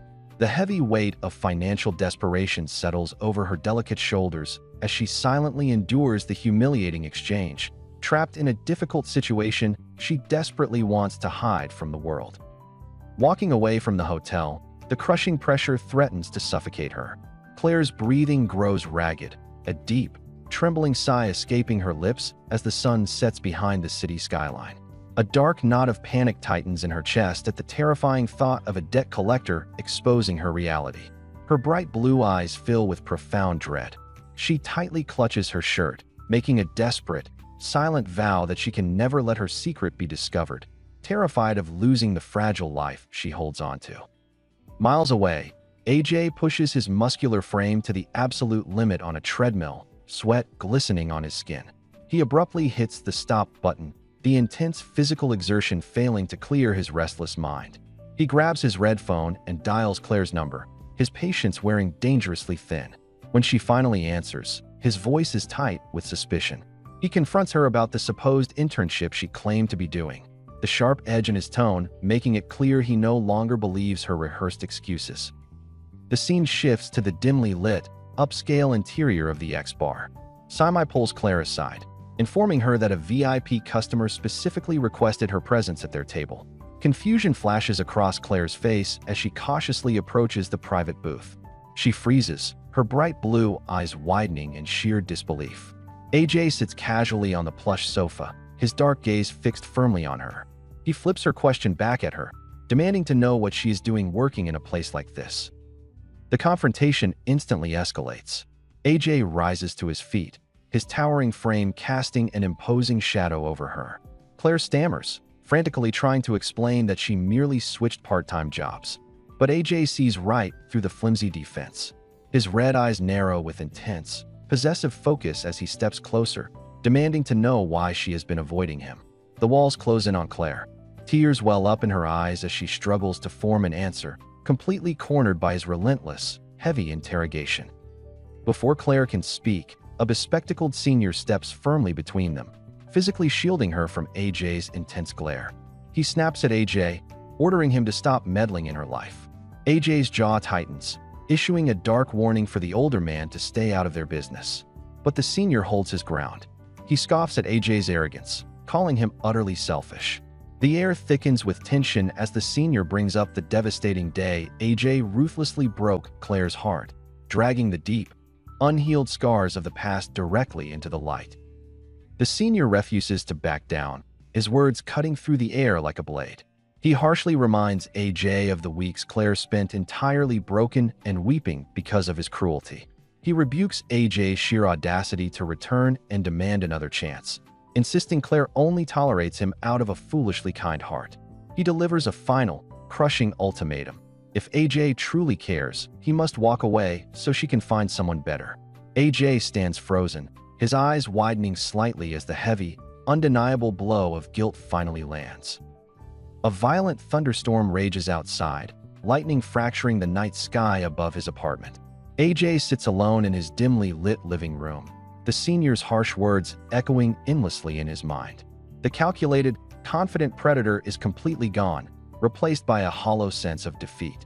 A bitter, self-deprecating smirk crosses his sharp features.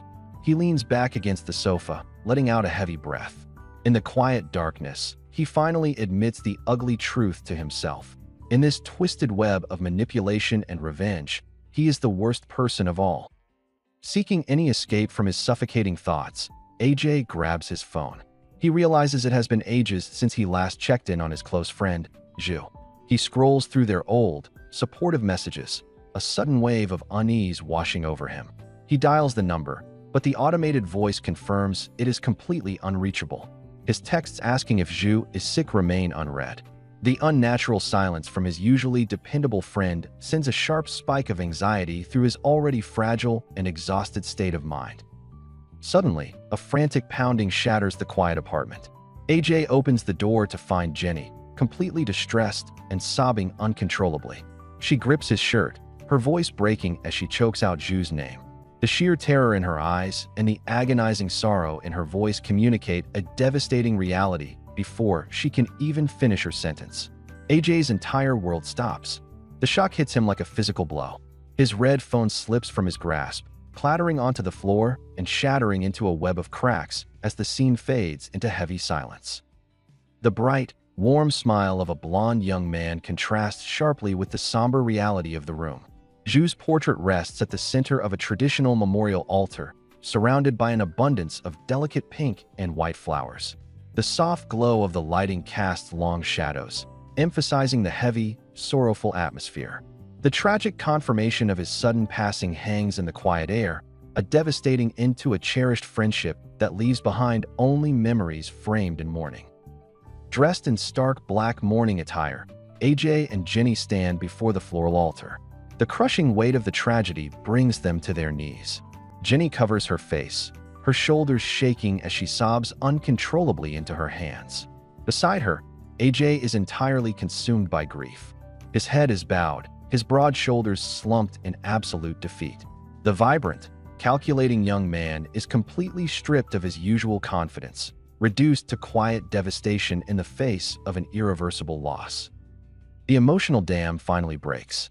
AJ tightly grips Jenny's trembling hand, seeking and offering a desperate anchor in the storm of their shared sorrow. Tears spill from his dark eyes, tracing heavy paths down his pale cheeks. His expression twists in pure agony as he breaks down, repeatedly whispering agonizing apologies into the empty air. The sheer depth of his regret and heartbreak pours out, completely overwhelmed by the crushing realization that he was entirely blind to his friend's silent suffering. As the rain pours relentlessly outside, Jenny tearfully reveals the hidden truth of Ju's returning illness. Flashbacks of their carefree school days flash through AJ's mind, twisting his heart with bitter remorse. He remembers Ju's supposed short breaks, realizing too late they were battles fought in secret. Unable to bear Jenny's self-blame, AJ pulls her into a sudden, fierce embrace. He holds her tightly against his chest, his voice thick with emotion as he desperately pleads with her to stop punishing herself. Still holding her close, AJ makes a solemn, unwavering vow to stay by her side until the very end. But the atmosphere suddenly shifts from shared mourning to something entirely unexpected. He pulls back slightly, his dark eyes locking onto hers with a sudden, piercing intensity. The heavy silence of the room is shattered as he boldly confesses his feelings, admitting he has liked her from the very beginning. Jenny freezes, her tear-filled eyes widening in absolute shock at the sudden revelation. The boundaries between comfort and desire blur in an instant. AJ reaches up, his large hand gently cupping Jenny's flushed cheek. He leans in closer, closing the distance until their faces are mere inches apart. The vulnerable sorrow in his dark eyes is replaced by a magnetic, undeniable resolve. He lowers his voice to a heavy whisper, confessing that he no longer wants to remain just a close friend. The sudden, intimate escalation leaves Jenny completely breathless and trapped in his gaze. The heavy, melancholic atmosphere shifts to a bright university classroom. Claire sits alone at her desk, staring down at her phone with a deeply troubled expression. It has been days since she last heard from AJ, and the silence is agonizing. She sends a hesitant, worried message, desperately hoping for a reply. However, her anxiety only deepens when a classmate casually mentions that AJ has already left the campus alongside Jenny, leaving Claire to grapple with a sinking feeling of isolation and doubt. Claire relocates to the bustling cafeteria, resting her chin on her hands with a heavy sigh. The senior with glasses approaches, taking the seat across from her. As Claire openly admits her growing worry over AJ's unexplained absence, the senior's eyes gleam with a calculated motive. Feigning casual concern, he drops a devastating rumor right in front of her. He claims to have heard that AJ is already seeing another girl, skillfully planting seeds of doubt and insecurity in Claire's fragile heart. A shocking flashback unveils the dark truth behind the senior's sudden intervention. Earlier, Jenny had secretly approached him with a manipulative proposition. Knowing the senior harbored a deep attraction for Claire, Jenny boldly asked for his help. She urged him to make a decisive move on Claire, a calculated strategy designed to eliminate her rival and secure AJ entirely for herself. The senior's knowing smirk in the present perfectly aligns with their twisted alliance, as the pieces of their deceptive trap fall into place. Seizing the manufactured opportunity, the senior reaches across the table and firmly grasps Claire's hand. He boldly confesses his feelings, promising to make her happier than AJ ever could. Claire looks entirely stunned by the sudden advance. Meanwhile, under the cover of night, a different kind of intensity unfolds. AJ speeds down an empty, illuminated highway on a sleek red motorcycle. The wind whips past him, his dark eyes burning with unresolved determination as he races toward an unknown, inevitable collision of fates. AJ sits astride the powerful machine, the engine humming beneath him. His face is a mask of cold resolve, his dark eyes narrowed with an intensity that mirrors the focused beam of his bike's headlight. The wind whips past him, but he remains perfectly still, a silent figure waiting under the vast, star-dusted sky, ready to spring his next calculated move. For long years pass in an instant. The scene shifts to a bright, bustling airport tarmac where a plane has just landed. Inside, a more mature, refined AJ sits alone, staring out the window with a look of quiet, unreadable contemplation. He has returned, but the passage of time has clearly reshaped him. The impulsive, fiery high school student is gone, replaced by a man who now carries the heavy weight of the past 4 years, his expression a careful blend of exhaustion and steely determination. Stepping off the plane, AJ is instantly recognizable, yet fundamentally changed. Dressed in a sharp, tailored suit, he exudes an aura of cool, confident authority. He slides a pair of dark sunglasses onto his face as his phone rings. Answering the call, he confirms his return, his voice low and steady. He casually instructs his contact to proceed as planned, a quiet command that hints at a larger, more intricate scheme already set in motion. The revenge plot is far from over. It has only evolved. AJ arrives at a sleek, modern office building, stepping into a spacious, sunlit room that overlooks the sprawling city below.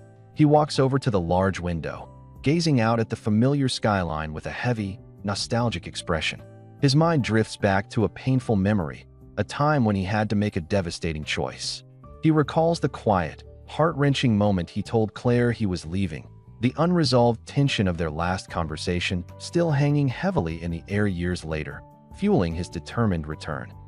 The weight of the past becomes unbearable. AJ's carefully constructed composure cracks, his confident posture collapsing as he slumps against the cold glass of the window. He clutches his head, his face contorting in a mask of pure agony. The memories of his final, painful conversation with Claire flood his mind, the sharp sting of his own words echoing with renewed force. He is completely overwhelmed by the resurfacing grief and regret, the polished exterior of the successful man shattering to reveal the deep, unhealed wounds beneath. AJ's car speeds down the nighttime highway, a sleek red blur against the city lights. He pulls up to a modern, upscale apartment complex, his mission clear. Inside the car, a memory surfaces of a phone call where he finally learned the ugly truth. His father hadn't forgotten him at all. In fact, his father had been desperately trying to reach him, only to be blocked by the very people AJ had trusted. The devastating betrayal fuels his dark resolve as he steps out of the car, ready to confront the source of his pain. He makes his way to a specific apartment door, his steps heavy with purpose. He knocks firmly, and the door swings open to reveal a stunning blonde woman with striking red eyes. She looks surprised, calling him by an unfamiliar name. This is Jirin, his father's new partner and the central target of his long-gestating revenge. Her warm, inviting smile is met with AJ's cold, calculating gaze. The first move in his elaborate, dangerous game has officially been made. Inside the luxurious apartment, AJ calmly observes his surroundings, noting the framed photos of his father with Jiren. He explains that his father sent him a simple lie to gain her trust. As they talk, a subtle, flirty energy begins to build between them. Jiren playfully teases him, commenting on how much he has grown. AJ leans in closer, his voice dropping to a seductive whisper as he tells her she has become even more beautiful. The air thickens, charged with a dangerous, unspoken tension. The night ends with AJ waiting outside. Jiren emerges, and he hands her a single, perfect red rose. He confesses that he has been thinking of her constantly, his words laced with a practiced, devastating charm.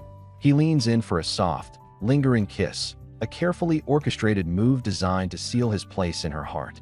Jiren is completely swept away, utterly captivated by his sudden, romantic advance. The first phase of his revenge is a resounding success, his trap perfectly laid. Time rewinds, taking us back to the immediate aftermath of AJ's sudden departure 4 years ago. A devastated Claire sits alone on a quiet, sun-drenched beach, the waves crashing gently at her feet. The peaceful scenery contrasts sharply with the silent turmoil etched on her pale features. She looks out at the endless ocean, her bright blue eyes clouded with a deep, lingering sorrow. She softly whispers a different name into the wind. Lucas. A quiet acknowledgement of the man who has stepped in to fill the painful void AJ left. The sleek yellow car pulls to a halt at a red light. Inside, an awkward silence hangs between AJ and the girlfriend. He breaks the quiet, turning to her. "Do you really like the ocean that much?" he asks softly. Startled from her reverie, she turns away, a hint of sorrow in her expression. "Yeah, I am sorry," she admits. "I keep spacing out." AJ softens with a deep, unreadable intensity. "It is okay. I understand," he reassures her. As he studies her, the traffic light turns green, but the unspoken feelings linger heavily. The yellow car pulls up to a restaurant with a private room waiting. Inside, the meal is an elaborate feast. He offers her a bite, and her blue eyes widen with delight. It is delicious. Though she smiles and enjoys the food, her mind drifts into a quiet, shadowed place. She recalls a gentle man named Lucas, who showed her kindness and stayed by her side. She acknowledges he is a good person, someone she should be open to. But a stark, unshakable truth echoes in her thoughts. She just does not like him. Suddenly, a voice calls out, "Claire," snapping her back to reality. Lucas explains that he called her name because she was spacing out again. She quickly apologizes, her gaze falling. He offers a gentle smile, telling her it is fine. "Whatever you are thinking about, you are with me right now," he says, adding that he is genuinely happy she accepted his invitation. But even his warmth cannot reach her. As she leaves, her thoughts swirl. She wonders if she will ever be able to open her heart to him. Alone in her room, she collapses onto her bed, distressed. Her phone displays a lonely message, one of many she sends every day to a person named Jill, who has disappeared. Lying on her bed, the girlfriend lets out a heavy sigh. Sending messages to Jill has become a daily ritual, like writing in a diary, even though he has never once replied. Her mind drifts back 4 years, replaying a desperate memory of chasing down a friend to ask where Jill was. She needed to talk to him, but the answer crushed her spirit. He had gone abroad to study and likely would not be back for a long, long time. Back in the present, she tries to let it go. If he wanted to reach out, he would have. Her mind screams for this to stop, but she is lost in the moment. As the connection deepens, a different name escapes her lips in a breathless whisper. "Jill?" The moment shatters. AJ freezes, his expression hardening as he looks down at her. "Claire," he says, his voice dangerously low. "Are you going to betray me?" He grips her face, forcing her to meet his intense gaze. "Remember this. You are mine." The world around them dissolves into a starry sky, the entire cosmos reflected in her wide, dazed eyes. The girlfriend jolts awake in bed, a deep blush coloring her cheeks as she shivers. A deeply romantic dream about Jill has invaded her thoughts again, leaving her clutching the sheets in frustration. How can she ever move on? Meanwhile, in an office at the Golda Grand Hotel, Jill rubs his weary eyes, buried in his work. A concerned older man suggests a break, but Jill waves it off. The man watches him, silently hoping he does not end up like his father. Later, her phone rings. It is Jill. He asks if Siren is free, and she confirms she is. Then I will be there soon, he says. A deep sadness hangs over AJ, and the girlfriend gently asks what is on his mind. His voice is low as he speaks of a friend, Ju, the one he used to confide in. A wave of empathy inspires a sweet, if slightly odd, idea. She holds up a photo of Ju, offering to be a stand-in for AJ to talk to. A blush creeps up her neck as she worries he will think her strange. But his expression softens, a flicker of a smile on his lips as he realizes she truly is a lot like the friend he misses. A cloud of uncertainty hangs over AJ as he sits at the table, lost in his thoughts. He wonders if he should forget everything and move on, or risk seeing a woman from his past named Claire. The fear paralyzes him. What if she is with someone else now? As if reading his mind, the girlfriend channels his old friend, telling him to just find out. She insists Claire might be waiting for him. Her words strike a chord, and a genuine, grateful smile touches AJ's lips. Thanks, Siren, he says softly, a new resolve in his eyes as he stands and walks out the door. As AJ departs, a single tear rolls down the girlfriend's cheek. She stares at the empty space, consumed by a single, desperate thought. She did the right thing, did she not? Elsewhere, AJ sits alone, phone clutched tightly in his hand. He lets out a shaky breath, amazed that even after 4 years, he still remembers her number. His heart pounds against his ribs as he raises the phone to his ear. A voice answers, asking who this is. A tear escapes his eye as he finally speaks her name. Claire, it is me. Under a canopy of stars, AJ spots her. He calls out her name, Claire, and his voice is thick with emotion. She turns, her eyes wide with disbelief. They walk towards each other, the distance shrinking with every step until he pulls her into a desperate embrace. She clutches him, demanding to know where he has been. He apologizes, promising to explain, but their reunion is cut short. Another man, Lucas, appears, asking if AJ is her boyfriend. In a flurry of confusion, she shouts, "No," just as AJ firmly declares, "Yes." As Lucas reaches out, his voice echoes her name. Claire, wait, but his plea goes unheard. AJ firmly takes her hand, leading her away from the tense confrontation and into the quiet of the night. They arrive at a hotel room, the unspoken questions hanging between them. AJ needs to know about the other man, asking if he was her boyfriend. Claire quietly denies it, admitting she does not feel that way about him. She then looks at AJ, her gaze searching. With no calls and no texts, she asks why he has suddenly reappeared. A shadow crosses AJ's face, his crimson eyes heavy with unspoken emotions. Her blue eyes lock onto his, demanding he tell her everything that happened. AJ's heart aches as he looks at her. He can feel the immense weight she has been carrying. He lowers his head and quietly gives her permission to unleash her frustration. Her hand connects sharply with his cheek, with tears in her eyes. She calls his actions selfish, telling him she will never forgive him for making her wait 4 whole years. But her anger gives way, and her hand softens against his skin. AJ cannot suppress a smile, simply happy to be there, until his expression turns grim. He asks if she remembers their last fight. 4 years ago, AJ's voice is low, filled with a heavy sorrow as he sits beside the girlfriend. He asks if she remembers their last fight, explaining that afterward, he received devastating news. Lost in shock, he shut himself away, spiraling into self-blame. A dark, cruel voice began to echo in his mind, telling him he ruined everything and that everyone would be happier if he were gone. Unable to bear it, he sped out on his motorcycle to see her, only to crash. Lying in the hospital, he accepted an offer to go abroad, hoping one day he would be okay. AJ admits he was wrong to think leaving would fix anything. The girlfriend looks at him, her blue eyes wide with surprise. Covering his face, AJ confesses he could not forget her, that the memory spun in his head constantly. He sits beside her on the bed, head bowed as he apologizes for disappearing without a word, offering no excuse. She lets out a soft, trembling breath. He looks at her with an intense, pained gaze, but she cuts him off. She knows everything, how he remodeled her room, secretly paid her rent, and even cleared her mother's debts. A sharp-tongued woman corners AJ, suggesting they would be a perfect match due to their similar family status. Her tone quickly turns venomous as she questions his choice in women, dismissing his interest as someone who is not rich or famous. AJ's expression darkens instantly.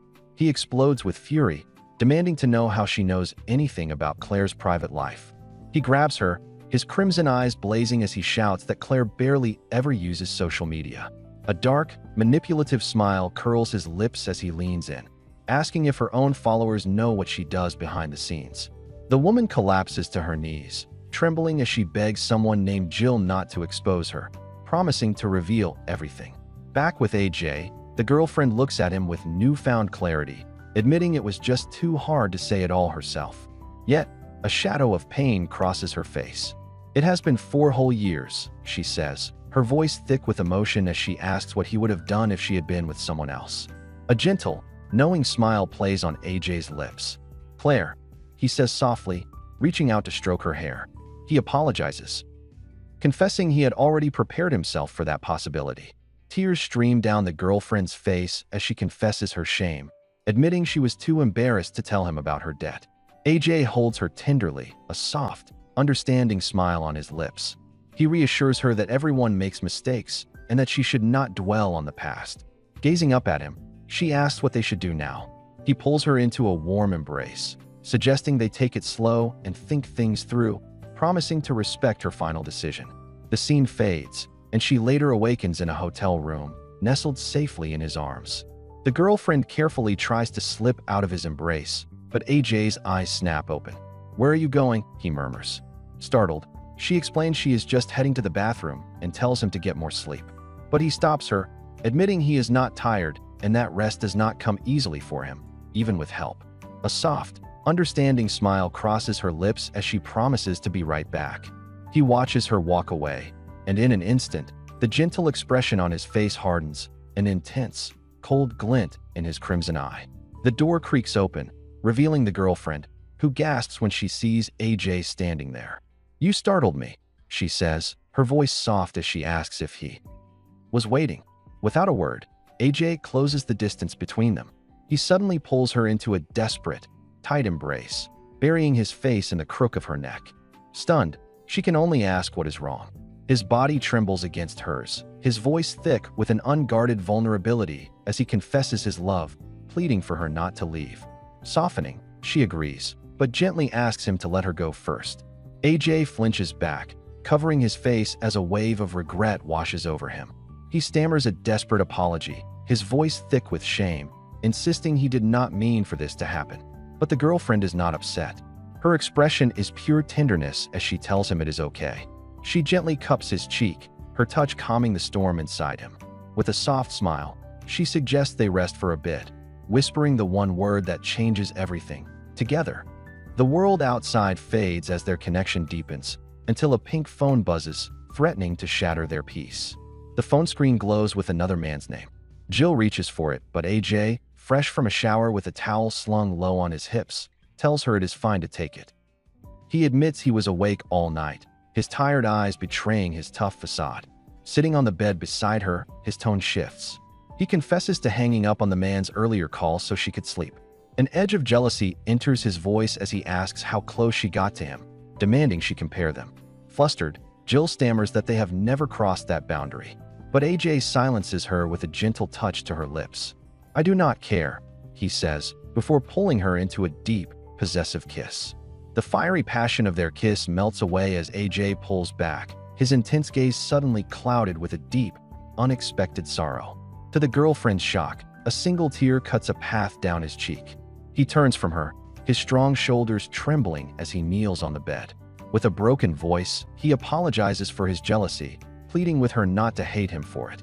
Completely bewildered, she can only stare at his shaking form. His vulnerability is a stark contrast to his earlier possessiveness, leaving her to wonder what is truly going on inside his heart. The girlfriend's arms wrap around AJ, pulling him into a soft embrace. "I do not hate you," she whispers, her hands resting gently on his back. Hope flickers in his eyes as he asks if she really means it. She confirms with a small smile, even as she wonders why she is now the one comforting him. Later, they stand in a parking garage beside a red sports car. AJ asks if he can see her again, and she readily agrees. He then mentions getting his phone fixed and making a new ID, causing her to look at him with deep concern. Standing in the parking garage, AJ offers to take her home, his gaze hopeful. The girlfriend gently declines, explaining she has something to do nearby. He watches her walk away, a small, private smile playing on his lips as she gives a final wave. Alone with his thoughts, AJ touches the bridge of his nose, a smirk spreading across his face as he scolds himself for getting so obviously flustered. Later, as the girlfriend approaches a cafe, her phone buzzes. A heavy sigh escapes her as she answers a call from a man named Lucas. A silver-haired man approaches the girlfriend, his face a mask of concern. He asks if she is okay after yesterday, his voice laced with anxiety. He grips her hand tightly, confessing how terribly worried he was when he saw her leave with a stranger. Visibly flustered by the contact, she assures him she is fine and gently asks him to let go. Looking away, she decides on a difficult lie. "He is not just some stranger," she says softly. "He is my ex-boyfriend." The words strike the man, his expression darkening as the lie settles. He looks at her with raw hurt, his feelings laid bare. "I will not ask what you did," he says, his voice heavy with emotion. "But my feelings for you were never a joke." Lucas gently holds the girlfriend's face, his expression pained. He tells her he understands if her heart wavers for an old flame after so long, but he pleads for her to look at him, the one who was by her side. As a memory of AJ flashes through her mind, a moment of closeness, she feels cursed. No matter how hard she tries to open her heart to someone new, it only shuts tighter. Steeling herself, she thanks Lucas for everything, but confesses she has never seen him as more than a friend. He stands stunned as she walks away.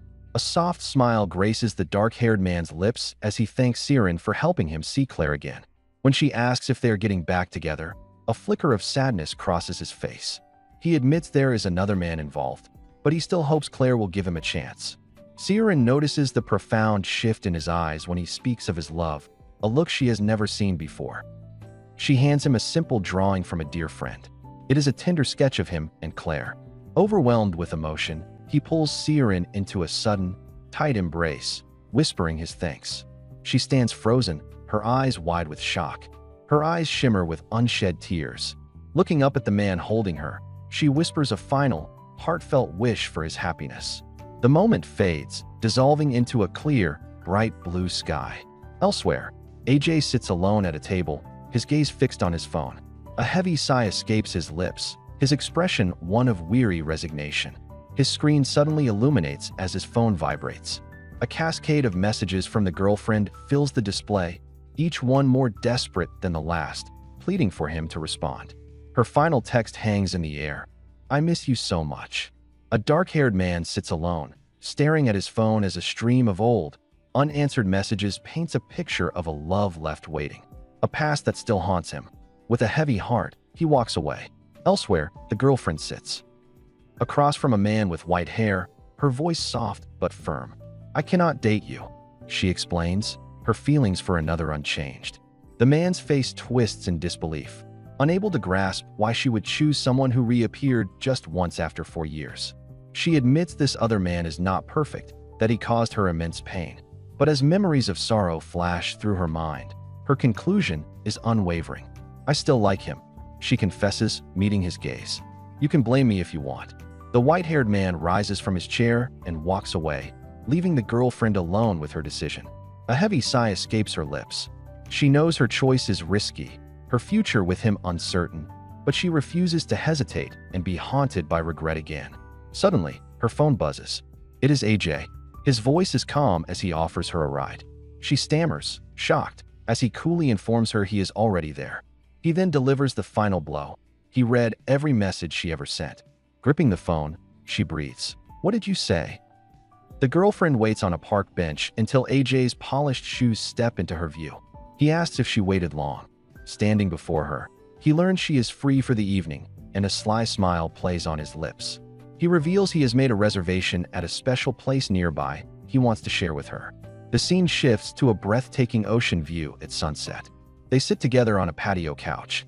"Do you remember?" he asks softly. A blush warms her cheeks as she recalls they visited for his birthday. A tender memory surfaces, them walking hand in hand along the shore. She tells him she is happy he remembered, her heart fluttering. AJ clears his throat, his gaze turning serious as he leans closer. He asks if she read all the messages he sent. A faint smirk plays on his lips as he confirms he read everything. especially the desires she confessed. Her eyes widen, a deep blush coloring her cheeks as she is left completely speechless.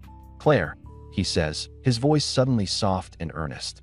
His crimson eyes lock onto hers, filled with a raw vulnerability. "Can you choose me?" Her heart pounds in her chest. He confesses he is being selfish, but begs her, pleading to just be by her side. Her heart thunders in her chest as she accepts her own feelings. She thinks to herself that she is selfish, too, because her heart has chosen AJ, the one who just reappeared in her life. She cannot deny it anymore. The scene gives way to a moonlit room, the world outside completely forgotten. They come together in a deep, profound embrace, their connection undeniable. She gasps, reminding him he promised to be slow. "I am taking it slow," he murmurs, his crimson eyes smoldering with a deep affection. Lying together, she softly asks if he plans to eat.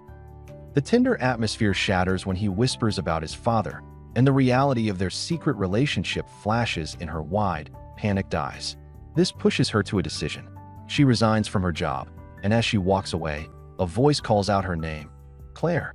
Her mind drifts back, recalling the chairman's kind words, his wish to make her family. His comfort was a bittersweet ache, a reminder of a life she thought was out of reach. She never believed this could happen. But now, wrapped in AJ's close embrace, his closeness feels like a different kind of promise. Her heart pounds as she gazes into his intense eyes, wanting to believe in this new reality. As his thumb gently traces her lip, a quiet thought settles within him. He is falling for Jill all over again. In the quiet of the room, she leans back against the pillows, a soft gasp escaping her lips. AJ leans over her, his touch both tender and intense, leaving a feeling of warmth across her skin. Lost in a haze of sensation, her mind struggles to keep up. Her own name, Jill, echoes in her thoughts as her entire body trembles uncontrollably. A dizzying question rises through the overwhelming emotion, a whisper of disbelief. How can he know her so well, as if he understands every secret her heart holds? It is an impossible, breathtaking closeness. Her thoughts are a whirlwind of sensation. Starry night melts away, giving way to the brilliant blue of a new morning. Sunlight streams into the room where the girlfriend slowly awakens, a faint blush still warm on her cheeks. She sits up, wincing as a sharp ache radiates through her back. A memory of the previous night's profound connection flickers in her mind, and she thinks about how deeply he cared. Looking around the quiet room, a hopeful expression crosses her face. "Honey," she calls out, her bright blue eyes searching the empty space with a mix of longing and uncertainty. The girlfriend wakes and steps barefoot onto the cool floor, only to find AJ already there, waiting for her. His robe hangs loosely around his sculpted frame as he gently cups her face. He asks softly if she slept well and if she is hungry. Her blue eyes widen, sparkling with an emotion too pure for words. This dreamlike reality feels impossible. Her heart thumps against her ribs as she quietly agrees. He takes her hand, lacing his fingers through hers as they walk from the room, and a wave of absolute happiness washes over her. A lavish feast covers the entire table, a breathtaking spread just for her. She murmurs that it is far too much, but AJ simply smiles, reminding her that she missed dinner. He lifts a fork to her lips, offering her the first bite. A delicate blush warms her cheeks as she closes her eyes, savoring the delicious taste. Watching her, AJ's heart softens. She is just so cute. His gaze becomes earnest as he promises to protect her, no matter what anyone says. He tells her she can rely on him for anything, then speaks her name, Jill. A delicate blush warms her cheeks as she tells him he does not have to do all this. Her eyes then sparkle with newfound joy, and a radiant smile spreads across her face. She suggests they take care of each other, before whispering the words she can hardly believe are real. "We are lovers." Her hand instinctively covers her chest, feeling the rapid thump of her heart. It is the only thing convincing her this is not all a wonderful dream. This warmth is a stark contrast to her past, a lifetime of unhappiness, shunned by her own mother and tormented by peers. AJ offers to call the chef if she would like something different, but Jill, flustered, insists she is already full. He playfully suggests clearing the expensive spread, but she knows he does not mind the cost. A wave of emotion washes over her. This small luxury feels immense compared to the misery she once knew. A serene smile graces her lips as she thinks about how much this new life matters. Suddenly, AJ stands, announcing he needs to get his medicine. Concern flashes in her eyes, but he just tells her it is nothing before stepping away, leaving her bathed in a golden glow of happiness. Please, she thinks, let it stay like this. AJ wraps his arms around the girlfriend from behind, their legs dipping into the sun-drenched pool. He murmurs that he has to leave for a client, and her heart sinks at the thought of a month apart. Still, she promises to endure it. His touch sends a shiver through her as he changes the subject, weaving a tale about a friend's younger sister. Her sadness vanishes, replaced by pure excitement. Eager to impress, she plans to cook for the girl, and his sweet praise makes her giggle, lost in the moment.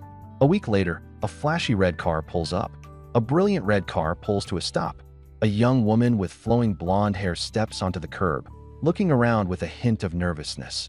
AJ places a reassuring hand on the girlfriend's shoulder, telling her that their guest must be inside.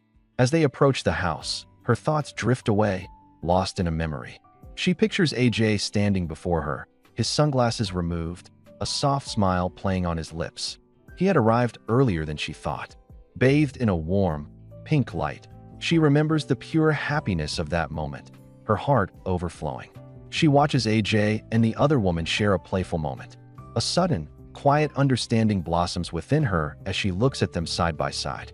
For the first time, she truly grasps what people mean when they say two people just look good together. Before the thought can fully settle, AJ turns to her, a soft smile playing on his lips. He murmurs that they should recharge for a second. He steps forward, pulling her into a warm, encompassing embrace. As his arms tighten around her, a wave of new feeling washes over her. So this is what it feels like, she thinks. The girlfriend mentions she was just about to head to the market for seasonings. AJ immediately offers to go with her, but she gently urges him to rest, concerned about his long journey. He insists he is fine, but instead of joining her, he turns his gaze to the other woman. He suggests that she go along instead. Her friend's initial surprise blossoms into bright-eyed delight as she eagerly accepts. As they start to leave, AJ calls out, holding his card out to them. "Use this to pay," he says, watching them go. As the girlfriend and her companion search the market aisles, a man with white hair suddenly calls out her name. "Claire." She turns, startled, as he approaches with a pained expression. "Lucas," she murmurs. He asks if they can talk, but she immediately puts up a wall, telling him it is best they keep their distance. Hurt fills his eyes as she asks if the time they spent together meant nothing. While her friend gawks at the tense scene, she realizes with a jolt that there is another man who likes Claire. "Stop it." Claire's voice is sharp, cutting through the tension in the market aisle. She quickly tells her friend to go on ahead, promising to catch up. As Claire turns to leave, Lucas calls out, pleading for her to wait. Suddenly, her friend steps between them, holding out a hand to block his path. "Could you stop already?" she demands. Lucas glares down at her. "And who are you?" he asks. Flustered, she stammers a tangled lie about being the little sister of Claire's boyfriend. Unconvinced, Lucas ignores her and directs his question back to Claire. "Can we talk for a moment?" The tense air of the supermarket aisle fades, replaced by the quiet melancholy of an outdoor cafe. Lucas sits opposite Claire's friend, his shoulders slumped in defeat. His voice is thick with sorrow as he asks why Claire left him, why she returned to another when he could have given her everything. With a sympathetic gaze, her friend offers a gentle theory. She suggests love is not always simple, musing that perhaps an unavoidable event forced them apart years ago, not a change of heart. As Lucas quietly processes this, the scene cuts to a car driving at night. AJ stares ahead, his knuckles white on the steering wheel, a single thought echoing in his mind. "Honestly, I did not want to admit it." A bitter laugh escapes Lucas. He slumps forward, admitting to himself that he lost this game from the very beginning. A memory flashes through his mind, Claire walking away from him on a sandy beach, a final, silent rejection. Across the table, her friend offers a gentle reassurance, telling him he did his best. The friend's own eyes fill with tears as she apologizes for overstepping, yet still offers words of encouragement. Her genuine kindness surprises him, a strange and unexpected comfort. As she turns to leave, his voice cuts through the air. "Wait a second." As the girlfriend begins to walk away, AJ's voice cuts through the air, pleading for her to wait. A gentle floral background blooms around him as he offers a heartfelt apology for his previous rudeness, insisting he pay for her things. She waves it off with a gentle smile, telling him not to worry. Inside the store, his resolve holds firm. Just as she reaches the counter, AJ steps in, handing his own card to the cashier. He looks away, flustered, explaining that he felt like he owed her. She sighs, her expression unreadable. They step out of the store, the previous tension melting away as they walk side by side. But their quiet moment is suddenly interrupted. From a distance, a man with striking silver hair spots them, his eyes widening in disbelief. Her name falls from his lips in a strained whisper. His intense, violet gaze remains fixed on her, a tempest of confusion and concern swirling within him as he watches her walk away with an unfamiliar man. A new, unexpected complication has just entered AJ's calculated game. A warm, pleasant dinner unfolds. A guest praises AJ's incredible cooking, exclaiming he could open his own restaurant. The girlfriend, Sirin, is thanked for arranging the reunion, and she responds with a dazzling, radiant smile. The friendly atmosphere shifts when a silver-haired man offers her a perfect score. On a company internship, a possessive shadow crosses AJ's face as he watches them. "That is cheating," he mutters under his breath, his eyes narrowed at the man's blatant attempt to win her over. A month later, the girlfriend arrives at a modern home, suitcase in hand. A profound reluctance weighs on her. She never thought she would return to this place. Suddenly, AJ embraces her from behind, his voice a soft murmur as he leads her inside. But they are not alone. A stern-faced older man is waiting for them. "You are here," he states. AJ freezes, his voice catching in his throat. "Grandpa," he exclaims, completely stunned. His grandfather explains he grew tired of waiting and came to finally meet the woman he has heard so much about. A blush creeps up AJ's neck as the girlfriend asks if he got into a fight. He tries to laugh it off, but his grandfather's request cuts through the moment. He wants to speak with her alone. A wave of protest rises in AJ, but her gentle hand on his arm and soft reassurances silence him. 10 minutes, he promises, his touch tender on her hair. "I will be waiting." Alone with the older man, she listens as he observes their deep connection, remarking that things might have been different if he had only known. A heavy silence hangs in the room as AJ's grandfather confesses his deepest fears. He admits his concern was not just for his grandson's health, but the crushing thought that she, too, might leave, just as his own son once did.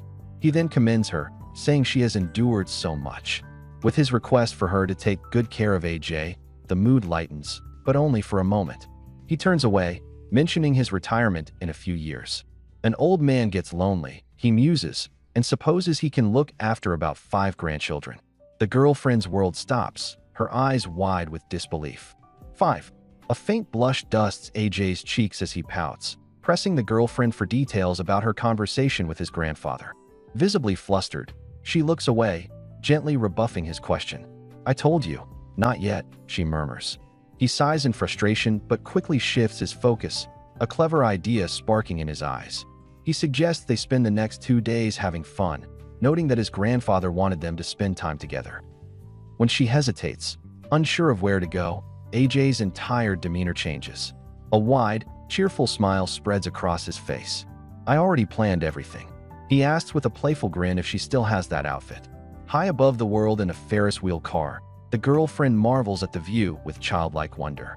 A soft, fond smile plays on AJ's lips as he watches her. He pats the seat beside him, drawing her close. The school uniforms stir a deep nostalgia, and he murmurs that it reminds him of the past. But for AJ, the memory is bittersweet. Regret clouds his features as he laments a foolish mistake from long ago. Unaware of his inner turmoil, she leans into his embrace, whispering that she only wants to make good memories together now. AJ's heart swells with a new, powerful resolve as he gazes at Claire. He leans forward, his lips meeting hers in a soft, meaningful kiss as they sit high above the world. A silent promise echoes in his mind. He will make her happy, no matter the cost. His only condition is that she stays by his side. When the ride gently docks, she steps out with a bright smile, telling him it was her first time on a Ferris wheel. Touched by her simple joy, AJ suggests they come back again soon. A fleeting memory washes over Claire, a little girl's plea for a beautiful dress, a mother's kind smile. AJ's voice gently pulls her from the reverie. He asks what caught her attention, and she looks away with a wistful sigh, confessing she always yearned for dresses like that as a child, a dream she could never have.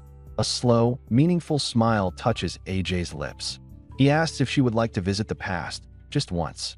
Suddenly, the world transforms. A camera shutter clicks, and Claire stands resplendent in a magnificent gown, her childhood fantasy brought to life. She marvels at AJ, dressed handsomely in a matching princely outfit. It must be for her, she thinks, so she will not feel embarrassed alone. At the photographer's request for a sweeter pose, AJ pulls her in for a tender kiss on the forehead. He then leans close, whispering for her to kiss him. She shyly mentions the camera, but he tells her to simply let it film. Her heart pounds as she grips his sleeve, and he sweeps her into a deep, passionate embrace as doves take flight, sealing their fairy tale moment. The sun sets in a brilliant wash of orange and gold over the quiet house. Inside, warm water cascades over Claire as she showers, a soft smile playing on her lips. She replays their perfect date, her heart fluttering with the thought that this is their first real evening together. The bathroom door creaks open, pulling her from her reverie. AJ leans against the frame, calling her name in a low, familiar tone. The look in his eyes, the confident vibe, it all feels like a sudden echo of a past moment. He smirks, suggesting they share this memory. Water cascades down from the shower head as AJ holds the girlfriend in a close, warm embrace. A faint blush colors her cheeks as a strange feeling of déjà vu washes over her. He whispers that he never imagined they would end up together, that this moment feels like a dream. The words strike her as incredibly familiar, something he has said before. Turning in his arms to face him, she looks into his intense eyes. A slight smile plays on his lips as he asks if she wants him to make this dream a reality. The girlfriend's hand gently rises to caress AJ's cheek, her touch sending a shiver through him. His crimson eyes smolder with intent as he leans down, closing the final inch between them. His lips meet hers in a soft, searching kiss that quickly deepens with undeniable passion. The world seems to melt into a warm, golden haze around them. Wrapped in robes, he cradles her face, their foreheads touching in a moment of serene intimacy. But the tranquility shatters. A sudden gasp escapes her as her eyes fly wide with a shocking realization. AJ's intensity breaks as he pulls back with a frustrated sigh. The girlfriend looks up, her blue eyes wide with concern and confusion as she asks what is wrong. He gazes at her, admitting he was unprepared but does not want their moment to end. A thoughtful silence hangs between them, her heart pounding a frantic rhythm. With newfound resolve, she decides she will take the lead this time. AJ is completely stunned, a blush creeping across his face as her name, Claire, escapes his lips in a hushed, reverent whisper. With unwavering focus, Claire commits to an act of pure devotion, her only thought to show him her true feelings. A single tear traces a path down her cheek from the sheer emotional weight of her efforts. AJ's body goes rigid, his hand clenching the sheets as he surrenders completely to the overwhelming sentiment. The emotional intensity becomes too much, and she has to pull away, taking a moment to catch her breath. His concern is immediate. He gently cups her face, his crimson eyes soft with profound gratitude, assuring her that she has given him more than enough. Her blue eyes shine with sincerity as she tells him not to worry. A soft blush dusts her cheeks as she confesses that she was not expecting anything in return. She simply wanted him to be happy. Her genuine words shatter AJ's composure. He buries his face in his hands, overwhelmed by how endearing she is. His voice falters as he says her name, Jill. His hand fidgets with her sleeve before he asks about being ready. She quietly admits she has been preparing her heart for a while, just in case a moment like this ever happened.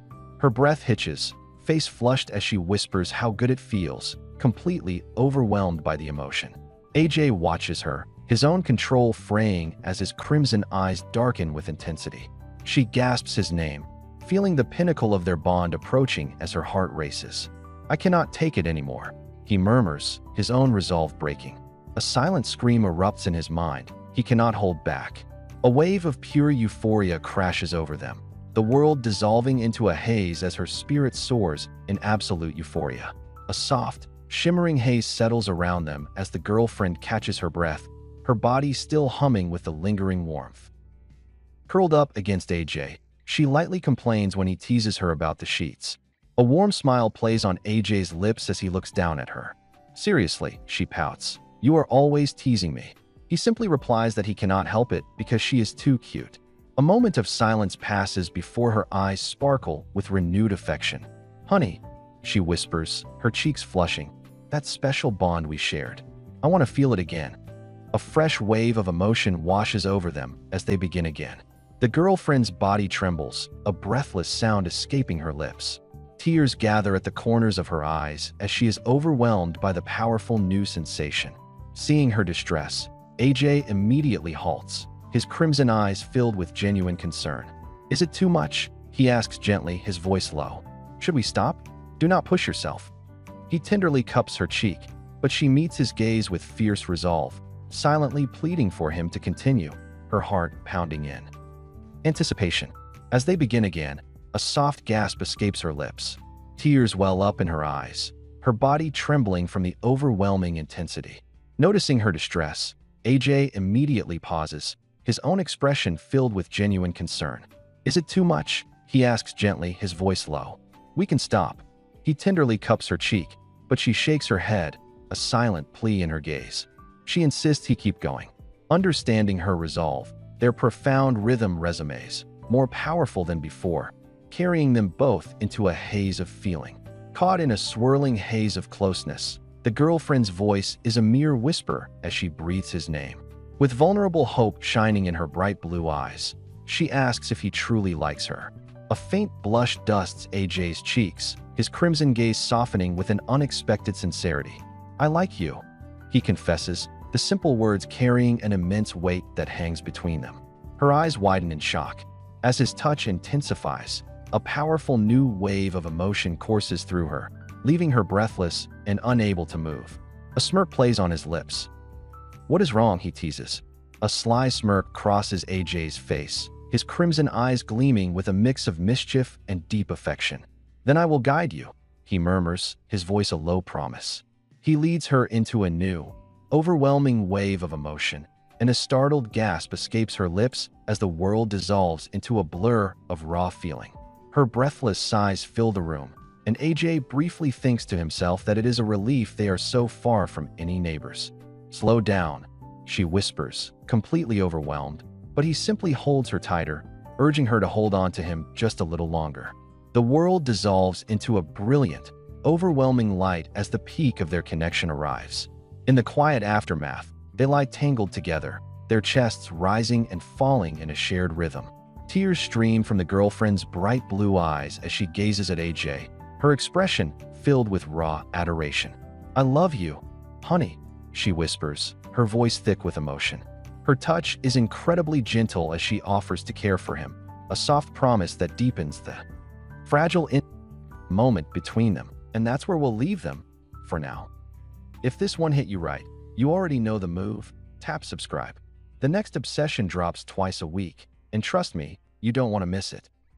I pulled 2 more recaps just for you. They're on your screen right now. Pick your poison. This was Manhwa Dragon. Stay obsessed. I'll see you in the next one.